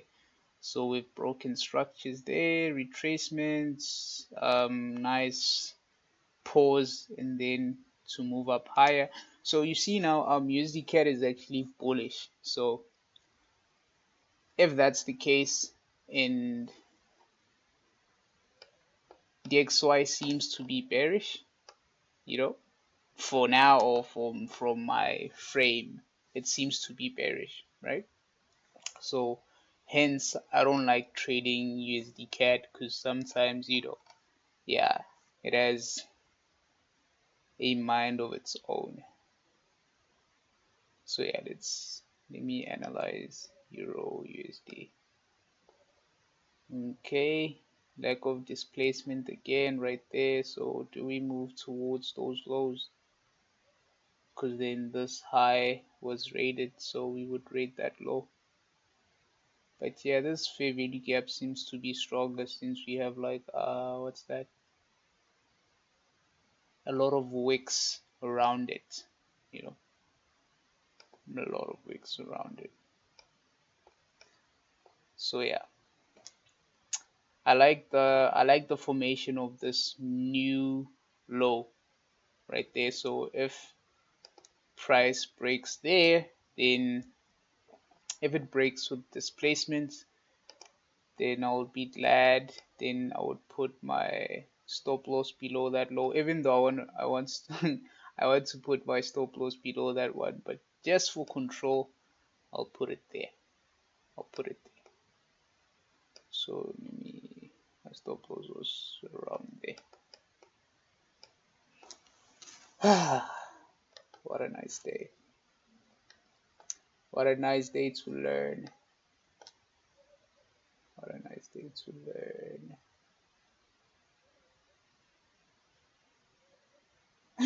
This ain't it. This ain't it. This ain't it. This ain't it. Okay. So yeah, Dixie isn't having it. So I think I'm gonna just close the trade. Yeah, I think I'm gonna just close the trade and just call it a day. Yeah, that's what I wanna do right now. Just close and call it a day. Ha! I could have, but yeah, I'm not taking out. I'm not. Yeah, I'm not yet out of the game. But yeah, you saw that. Saw that. So where is DXY? Huh. So yeah, here's a nice thing to note. As I said, let me remove this. If we have like a lack of displacement, right, below that low, so we did displace below it. Then after that, I said we would target the high prior to that low, or the, yeah, if you get what I mean, the displaced low. Like, you see this high, I mean this low created this high, right? And so here we didn't break below that low.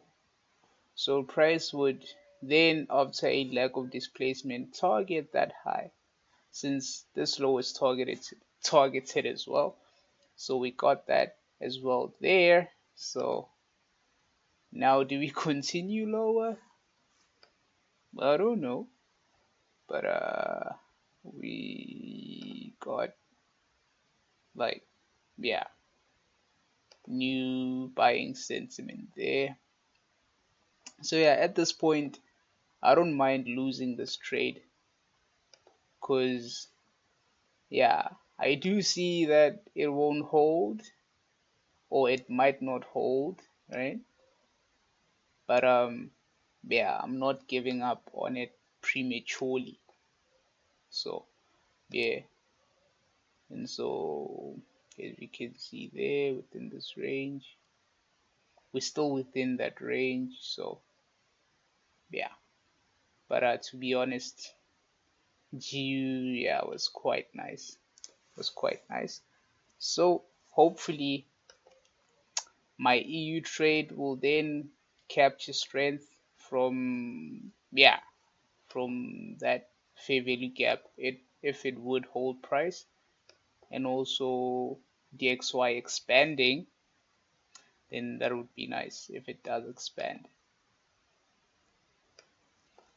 So yeah, so yeah, so yeah,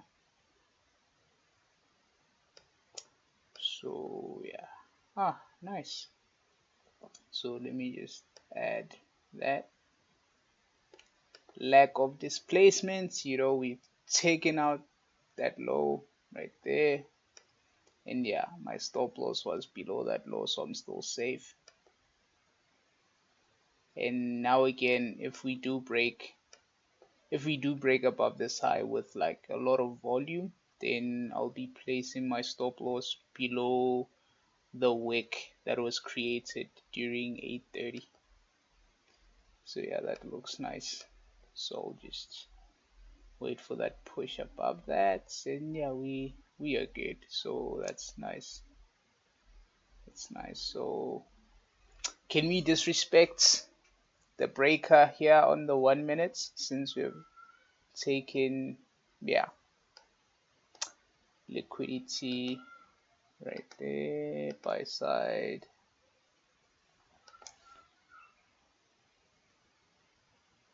lack of displacement,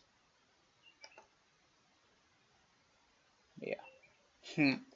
So yeah, now the market is still being held by that breaker. So but yeah, I really like the learning curve, like today's curve of learning, I really like it because yeah, it was informative. And yeah, man, also what stands out to me is the displacement that is about to come. Like yeah, cause yeah, this low can't exist. Like it can't. This low can't hold price. Iniwani alone, never. So yeah, so yeah. So I'm just waiting for that, that movement lower. And yeah, man, I just want displacement before 9 o'clock. Yeah. So yeah, that looks nice. Yeah, that fair value gap thing looks nice for buys right there. Yeah, but yeah, see the difference.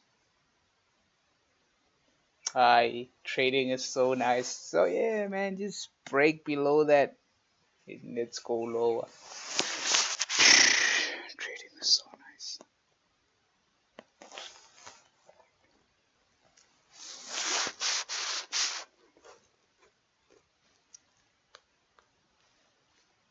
Joe, today was a today was a nice day, like packed with, you know, yeah, just it was nice. It was nice actually. So now I wanna see Euro GBP. Eh. So yeah, GBP still, so yeah, my trade. You see GBP still stronger, and look at what Euro USD is doing. So eh, eh. So yeah, DXY. Eh, Dixie is actually kind of holding price. So, but this low, man, this low,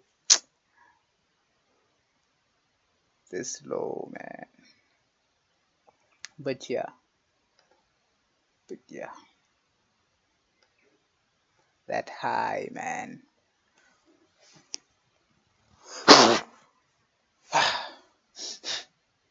Yeah, that was me sneezing. Yes, let, let me just bring back the lectures because now, hey, I'm being embarrassed on a public platform. So yeah, but yeah, man. Nice. It's nice. That's nice. Euro GBP. Euro GBP is weak. GBP USD. Look at that. Look at that. By the way, I didn't take Euro GBP. I took Euro USD. But I just love the way GBP moved, which is like way better than Euro USD because Euro was like in a range and this one was just expanding. you know. So as you can see there, we broke above that high, created a fair value gap, retraced. That was our entry. Then we kind of moved away from it.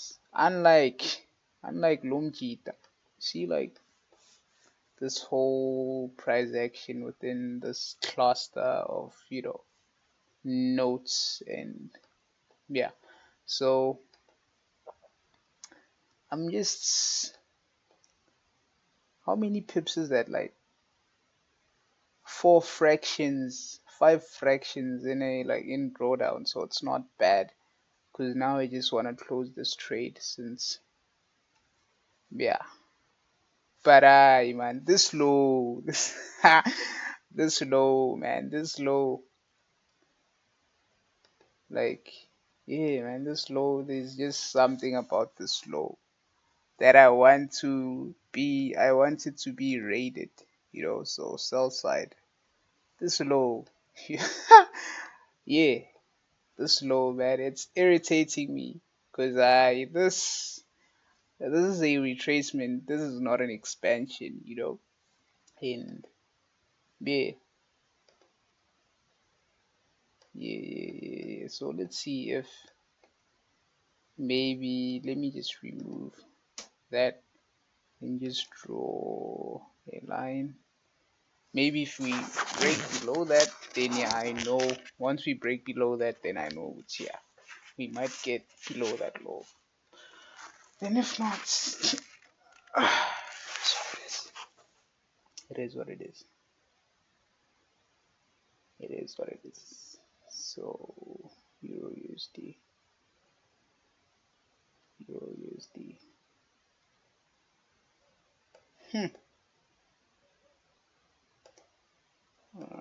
5 minutes.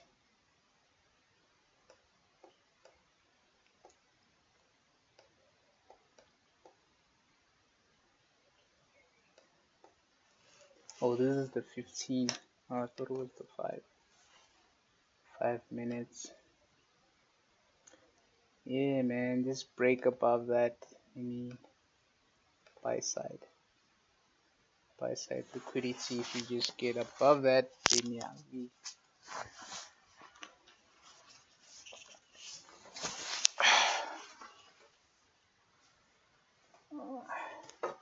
I'm feeling hot.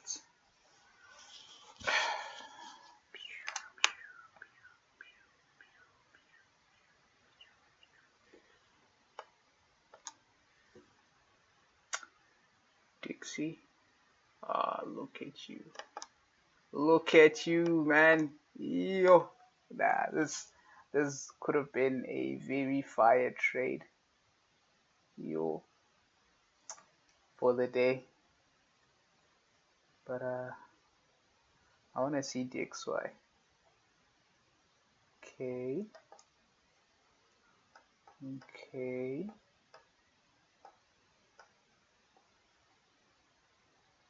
Let me go to the hourly. Okay.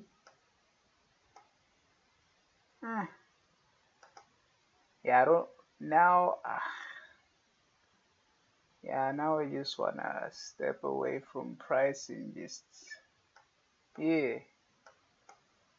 just chill since it's a Friday, and yeah. Euro USD. Yeah, so if I let me flip my vision towards sells and see. Okay, if I were to take sells, I would notice that, okay, sharp, we failed, like this whole price region failed to go above that. So now these down close candles would be holding price for sells and actually getting towards this low. This low as, what's that? Displacement. Oh, and by the way, I'm still in the trade. I'm still in the trade for buys. Lack of displacement. So yeah, that could be like, yeah, as you can see, failed. Then from there, targeting those balls and continuing up. That could be, but this this low, man. Yeah, I mean, like that low, this low, man, this low, you know, that low. There's a lot of stories within that low. So now, yeah, if we break below that with displacement at least before 9 or 9:30, then yeah. So yeah, now just I think I was talking for like an hour. So now I'm bringing back the lectures in there. I will comment if there's something to say. If not, then yeah, it is what it is. Why? This course is going to be an exercise in demystification by going right back to the very beginnings. What is it that sets apart these thinkers? Plato and Aristotle, Chrysippus, Diogenes and Marcus Aurelius. Some of the philosophers, I'm thinking here of Pythagoras, was basically a cult leader. Philosophy in the ancient world is not so different from how we understand religion today. We start to strip philosophy down to its basic elements. We start to think philosophically about philosophy, to think about thinking. Philosophy is ancient wisdom. Parmenides' strategy is to say, well, look, there are things. Who wants to deny them? Stoicism, Epicureanism, Platonism, beauty, the good, the true. Plato says somewhere, philosophy begins in wonder. I hope that you can take it with you in a further philosophical quest for an answer to life's deepest questions.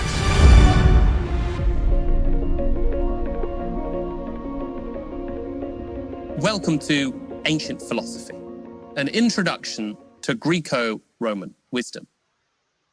In these 6 lectures, we're going to be walking down some ancient pathways to recover some perennial answers to perennial questions that affect us every day. So I want you to come with me back to the Archaic Age of ancient Greece. The Archaic Age is roughly that period between the beginning of the 7th century and the dawn of the classical period at the beginning of the 5th. Let's say about 700 BC, 750 BC up to 500 BC. And we're going to be looking at Greek-speaking thinkers. But to say that these thinkers are Greek might confuse us a little bit. We're going to be thinking primarily about... Hey, now I want to talk because I enjoy listening to my voice.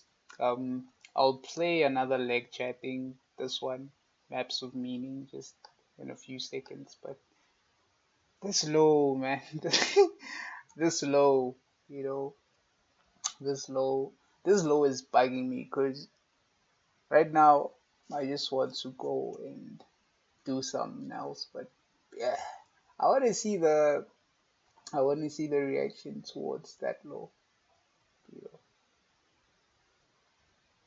And right now my trade is, yeah, roundabout break even minus swaps and commissions and spreads, whatever. So yeah, man, and we've been in this region for so long, and we've been wicking out that region, and so yeah, hopefully this down close on the 15 won't be a hurdle for the trade. Yeah, so around about there. So around about there. Won't be a hurdle, but just to push it just like that to continue up higher. You know. So yeah, I think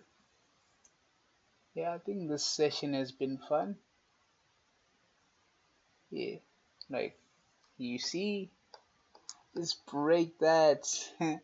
Just break that with displacement also coming towards that low. Uh, Now I have beef with this low because no, man. Because okay, sharp. What happened is, okay, I could also take the same, what's this, uh the same frame of context and frame it from the standpoint that this is a lack of displacement as well, would fail to go above that high. Let me displacement lag, right? Above that liquidity rate, whatever. So then this high was a prerequisite of that low. So yeah, I would go towards that low.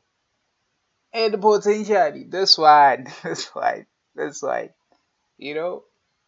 And yeah, that was nice. We broke that with minor displacement on the 1 minute. And yeah, that looks nice, but I want like volume, not yeah. Ah man, haha. Yeah, but this was the best trade to be in. But yeah, I'm human, make mistakes, and it's okay. I won't die. Yeah, it's okay. I won't die. So, yep, buy side. 5 minutes. Now I don't like that. Now I don't like this. Because then, if it's like that, then and if we break this up close candle, we are going to go above those highs and potentially that one as well. So that I don't like. That I don't like. But there's just something about this flow, man, that's keeping me within my trade. So wait, let me go back to the so I want to see where this low is on the Euro USD trade. Okay, so okay, yeah, this high, that low. Okay, okay. Yeah, I don't like that we wicked below that low, because then if we wicked, then we break that high, then yeah, my trade is just invalid. But it's fine if it's invalid, because hey man, I'm not a market maker, and but yeah, we learning together. And yeah, do subscribe. And yeah, I think next week I'll check like Nasdaq, but I won't trade it because yeah, my assets, my asset is forex. Hey, and indices, they are not my thing. For me, forex moves the way I am accustomed to, in the way, yeah, just we just have this bond, you know, we just have this love hate relationship. So yeah.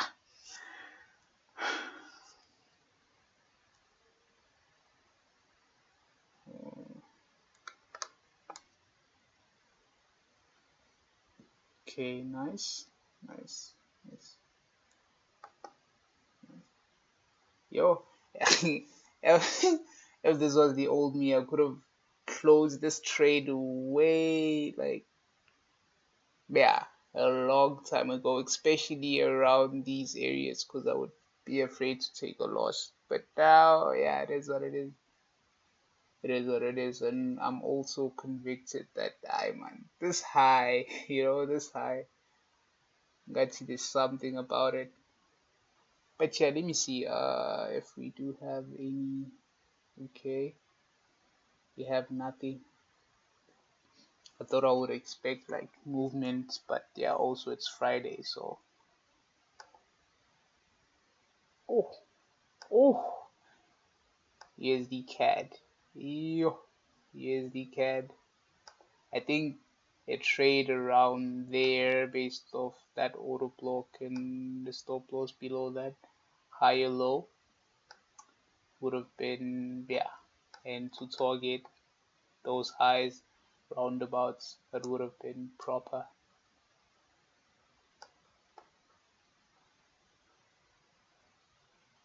Okay, we're still around break even. Okay, sharp. Let me see Euro GBP if GBPUSD was doing that.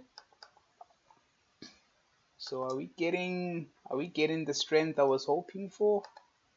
If we just break above that high, then yeah.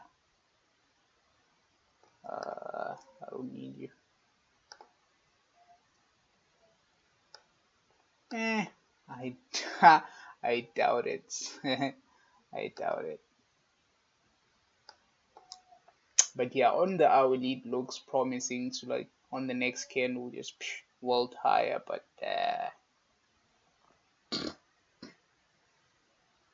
ooh, okay. As I said, like in the beginning of the video, I wouldn't like to see the hourly actually closing with an up close, because there's a potential that the next candle on the hourly would actually want to take out that high and just create soma, like what we call a, what's this, a short-term high on the hourly perspective. So something like, how can I show you? Let me go to the hourly. Something like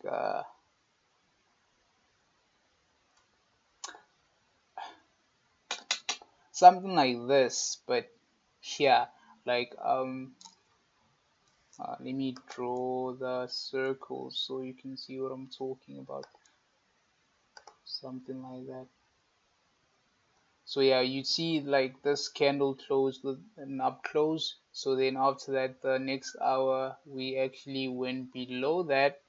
Then after that we created soma like a inverse triangle in a sense, if you get what I mean.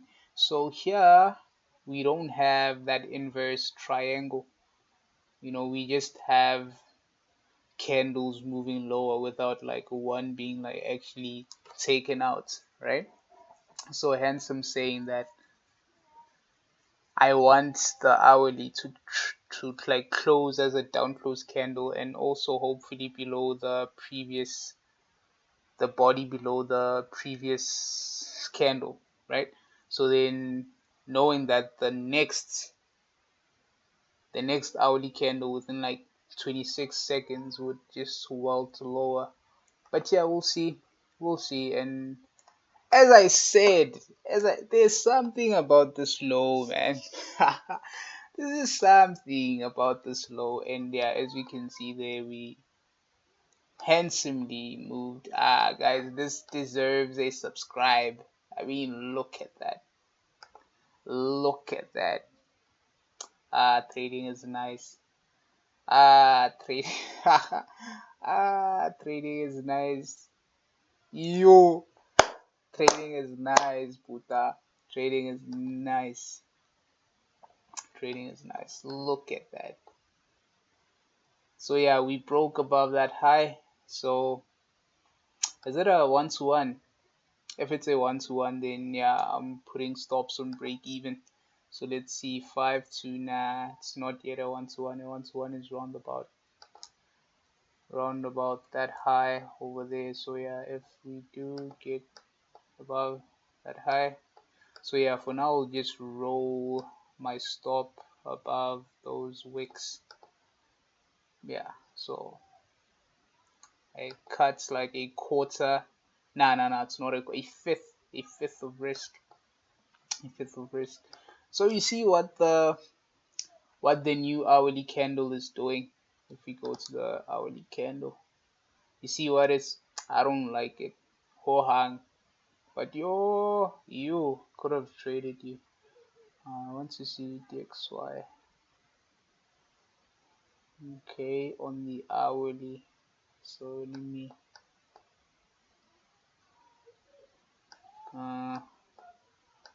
you see what I didn't want. I didn't want like the next hourly candle to create like the triangle here. But but but it could create it using bodies. Like for example, as you can see, like this body, like maybe it would, I don't know. But yeah, now I just want weakness from DXY. That's all I want. And also, this might be a retracement within maybe an array, right? Which there's an auto block right there.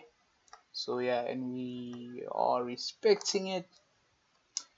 That's all I want. And I just want downward movement towards those two lows. The first one, which is this one, and the other one, which is that one.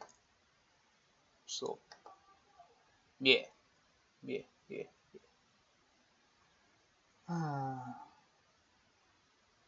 Okay, so let's see, do we from there as a retracement, actually do we break above that high? There's something about this high. Yeah, trading is nice. You, you, you. Let me see. Let me see. Oh, could have been, but yeah, I'm human. I'm human, but yeah, that's very nice. Yeah, and also this is very nice for a short below that as well. That's very nice. Oh, and like actually like NZD like this week has just been, has just been very strong, and I've missed like buys around this area right there. So yeah, GBP NZD, it was just, oh, I didn't actually like on this trade, I didn't actually target those lows, but I wish I did, because I'm reminded when I like, I'm reminded that yeah, NZD is actually strong, and imagine that NZD is actually strong. Yo, so yeah, let me actually see what, yeah, let me see how the buys in there. Yo, oh, and this is the 4 hour. Ha, this is the 4 hour. I thought it was the 5 minute. So yeah, it has been trending quite well, and it could have been today's trade. Let me see. Yeah, down close candles were holding price quite well. So yeah, NZD was quite strong, but it's okay. It's okay. I have I've gotten like very nice returns yesterday, which is like 1%, better than nothing. Better than nothing. It's better than nothing, and it's more better than a loss, or it's more better than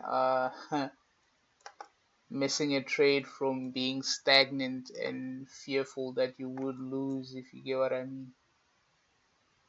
Yeah, or chasing precision, because some trades will leave you, fam.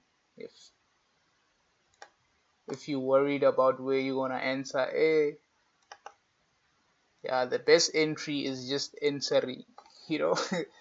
That's my philosophy. The best entry is finding an entry, not finding the perfect entry around the certain level whereby there would be no drawdown and price will just tap it and reverse with a stop loss of like 2%.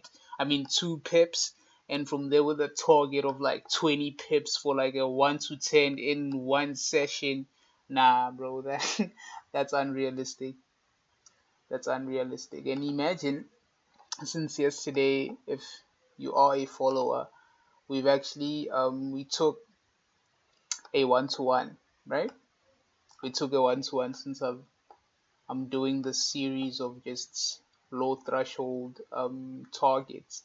We took a 1-to-1, and if we take a 1-to-1 as well today, or even a 0.5%, it's compounding, and by the end of the month, that could have, if I trade maybe for like 4 days or 5 days, targeting 1-to-1s, I could potentially get like a 3% if my win rate is above 60. Like a 3% return for a week. That's actually good. But anyway, back to the lecture, or back to the trades. I don't like the fact that we're creating an order block for down movement.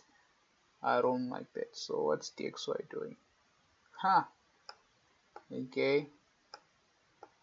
Lack of displacement. If you can grab it right there. Below that, we've taken out that low and we just retraced towards that, but also that young yana gap over there. So yeah, let's see if after tagging whatever we're going to tag within this region, would we move lower or we would take out that high. But there's something about this low, man. Trading is nice. Trading is nice. So yeah, where I just keep on wait.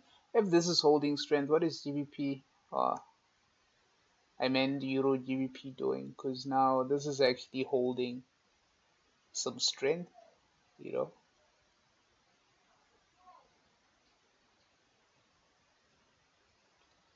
Yeah. And Yazi, this other friend of mine, asked me yesterday. He said, what do you do when you have made a mistake? Like maybe you read the market wrong or something. What do? I don't die.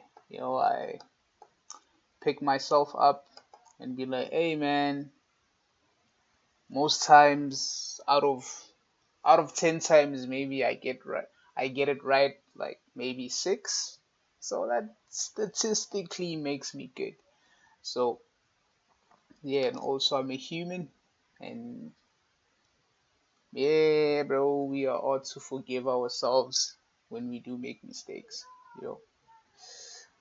Cause yeah, if you operate from fear, shame, and guilt and don't forgive yourself, you will remain stagnant. Yeah, that's a nice quote. The quote says, most of us live in fear, shame, or guilt because forgiving ourselves will force us to change, you know. So yeah, do forgive yourself, and yeah, the next session will be tenfold, of that mistake. Or sometimes actually like reading the bias wrong, you know, gives you a clearer perspective. Sometimes it's, oh, the market is actually doing this, and yeah, then after recalibrating yourself into the right direction, then you could just mitigate the losses you have taken, you know. So yeah, that's the beauty of trading. That's the beauty of uncertainties, that we do not have to control it, but just fuse with it. Just so yeah, yeah, yeah, yeah. So yes, I don't know if I should rant during my recordings, or I should play the lectures. So yeah, now I'm just testing if whether because the first half of the video I played a lecture, the second half I was ranting, so it's the best of both worlds basically. So yeah. So yeah, next time I will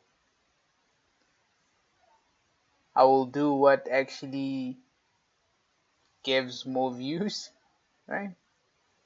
Yeah, if it's the rants, then yeah, I won't stop talking. And if it's the lectures, then yeah, join me as I listen to some powerful stuff. So yeah, I don't like this. Okay, nice. Okay, sharp. Let me change this into that. This now becomes a retracement zone. The the line, yeah. Okay, so since this trade has been a drag, right? And we have a 5-minute order block there. So if we move below that order block, I'm closing the trade. So let me see on the 15. Okay, so yeah, if we move below, I don't care what the market will do next, because then now I'm not, I remember it's Friday, and yeah, the market is keeping me longer than expected. Oh, and also what's interesting is that we haven't taken that low here, but on Euro USD we did. So as you can see right there, we did take out that low, but here we didn't. So yeah, that's quite interesting. So let me go back to Euro, and yeah, it's actually quite pushing. It's pushing a bit to the upside. So where's that order block? So that's the order block I'm talking about. That if we, I'm sorry, I thought I pressed something. Let me remove that. So yeah, if we move, okay, sharp. Let me just calibrate the break as well. If I move below that zone, let me make it green. Uh, I'll make it green like this. Yeah, if we move below it, then yeah, the trade is done. So I'll just cut my risk as well, 0.8%. So yeah, a roundabout. So nice. And if we get to 507, right there, I'm pressing my stops to break even. Kind of okay. And how much was I targeting? I think it was 2.5%. Let me see. Yeah, around about 2.5%, because my stop loss was 5-6 pips. Yeah, around there. So this is a nice 2.5. And yeah, I really do like how trade this candle is actually trying to engulf the previous one, you know, if we do that. But hey, yeah, but hey, shout out to those who shout out to those who read the candlestick Bible. Hey, bro, that did nothing for my trading, bro. Those dojis, the dragonflies, well, what else? It was the bearish engulfing, the bullish engulfing candlestick, and what else? The doji, the morning star, the hammer, the pin bar, whatever the name. I Yeah, it was informative, but to me it was fugazi basically. Because imagine how imagine that I called like certain price, like certain moves in price without even actually saying support and resistance, or without even actually saying this candlestick engulfing or whatever.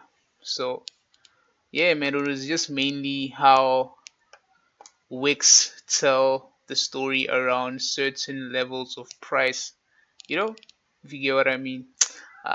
Look at this. Ew, look at that. Now I'm actually looking for DXY now, but yeah, that GBPUSD was actually quite a trade. So yeah, lack of displacements, that high basically pierced. Let me see, the high was 48, 0.48, as you can see right there, and this one was 0.48. So it didn't, but it did, you know. Yeah, the intention was to, to take it out, I guess. Yeah, but sporadically, if you had your stop loss above that high by spreads, you would have been done for. You would have been, taken to the cleaners. So yeah, lack of displacements, as we've seen here, lack of displacement, boom, take the high. Lack of displacement, boom, we take the high as well. So yeah, I would like us to continue, since we've taken the high and we kind of like moved lower. So Euro USD, huh? Nice. Nice. So just give me a 1% move, which my 1% will be, let me see, from 0.54, and oh, nice. And I'm targeting kinda, it was 5 pips. My stop was like 5 pips, so 0.54 round about there. That's a 1-to-1. From there I'll just stops to break even, basically. So how did Dixie move? Oh, so there's something about this low, man. Yeah, there's something about that low. Hey, yeah. But yeah, as you can see, we are weak, and hopefully we'll get below these lows and potentially that one as well. So yeah, what a nice session to trade in within all the drama here. But yeah, and also this trade that I could have, you know, I mean, you look at that, a 1, 2, 3 in Jayam, but I've taken the little brother, and it's okay. But I'm still ruminating on what could have been, like between this trade and that trade, because yeah, that one actually moved well, and I also like this as well. I also like this trade right here with the stop loss above that low, targeting around about the same high for 2.5%. I love,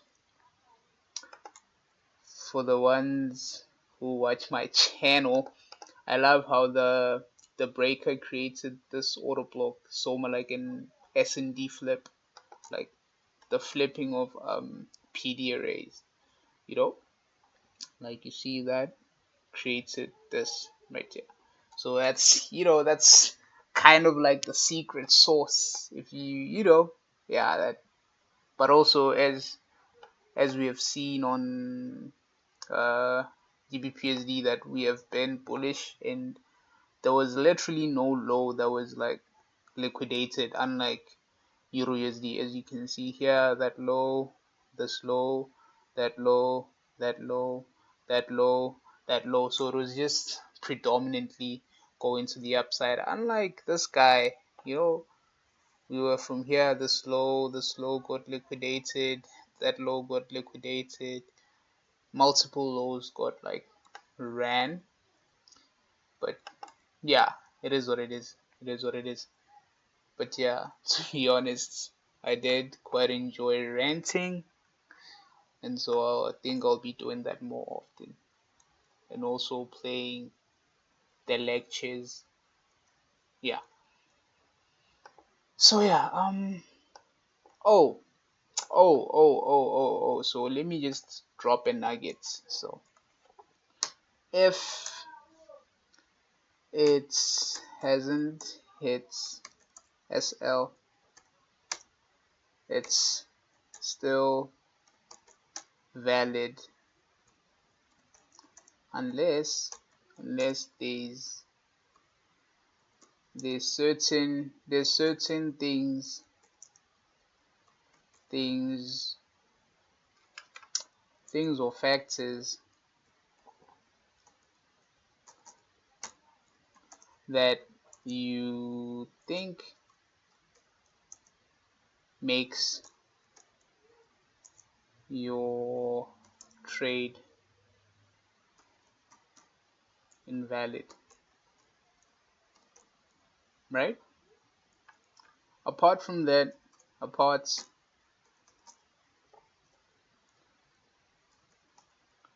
kinda I'm also talking, so I don't need to type. But yeah, just for the coolness. Apart from that,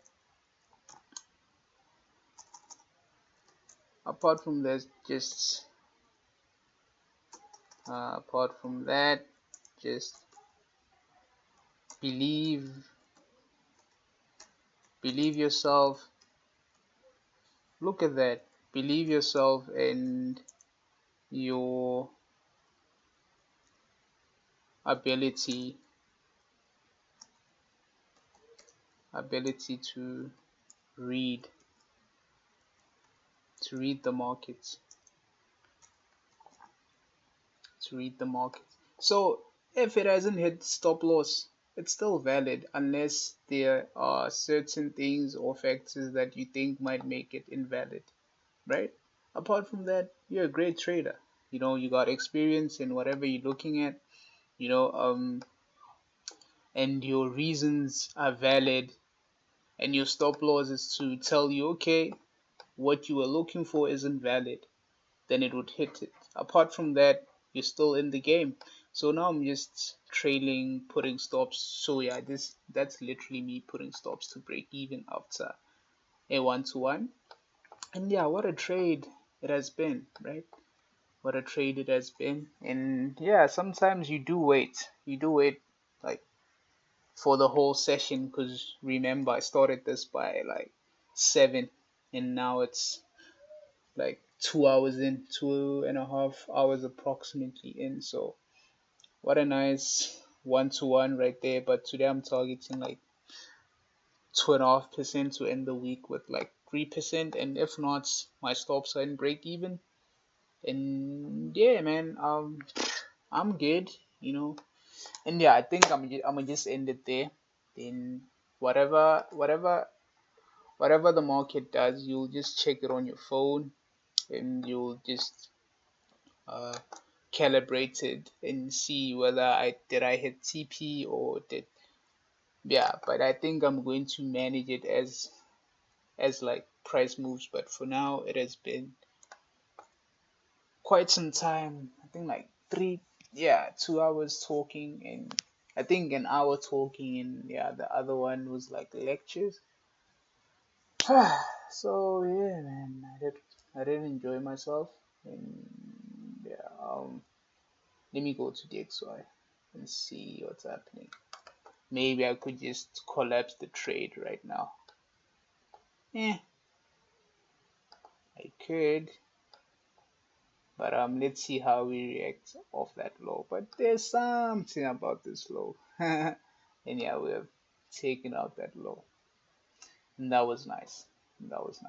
So yeah, regardless, whatever the market does, I'll be absent and I'll be doing what life requires me to do. But yeah, what a nice learning curve it has been. So yeah, here's as I said, it's on break even. So whether it comes back or it continues, meaning grand, you know. So yeah, yeah, guys, do subscribe, do comments, yeah, what you found cool, yeah, yeah, skiddy thing, guys, and yeah, we'll chat next week. Yeah. So yeah, do sub, comment, like, share this with your mom's mom, let her know that the Christian trader is actually trading and sharing experience.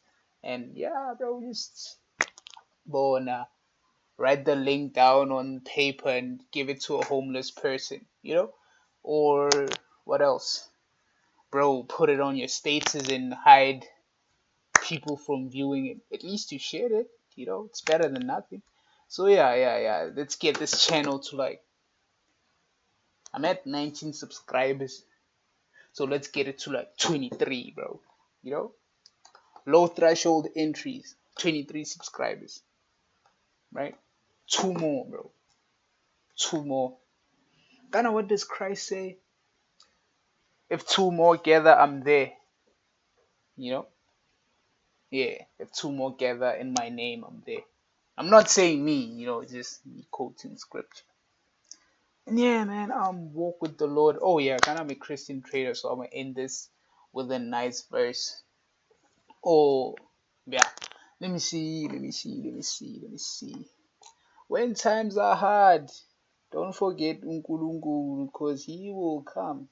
Like this trade was hard in the beginning, and like, despair.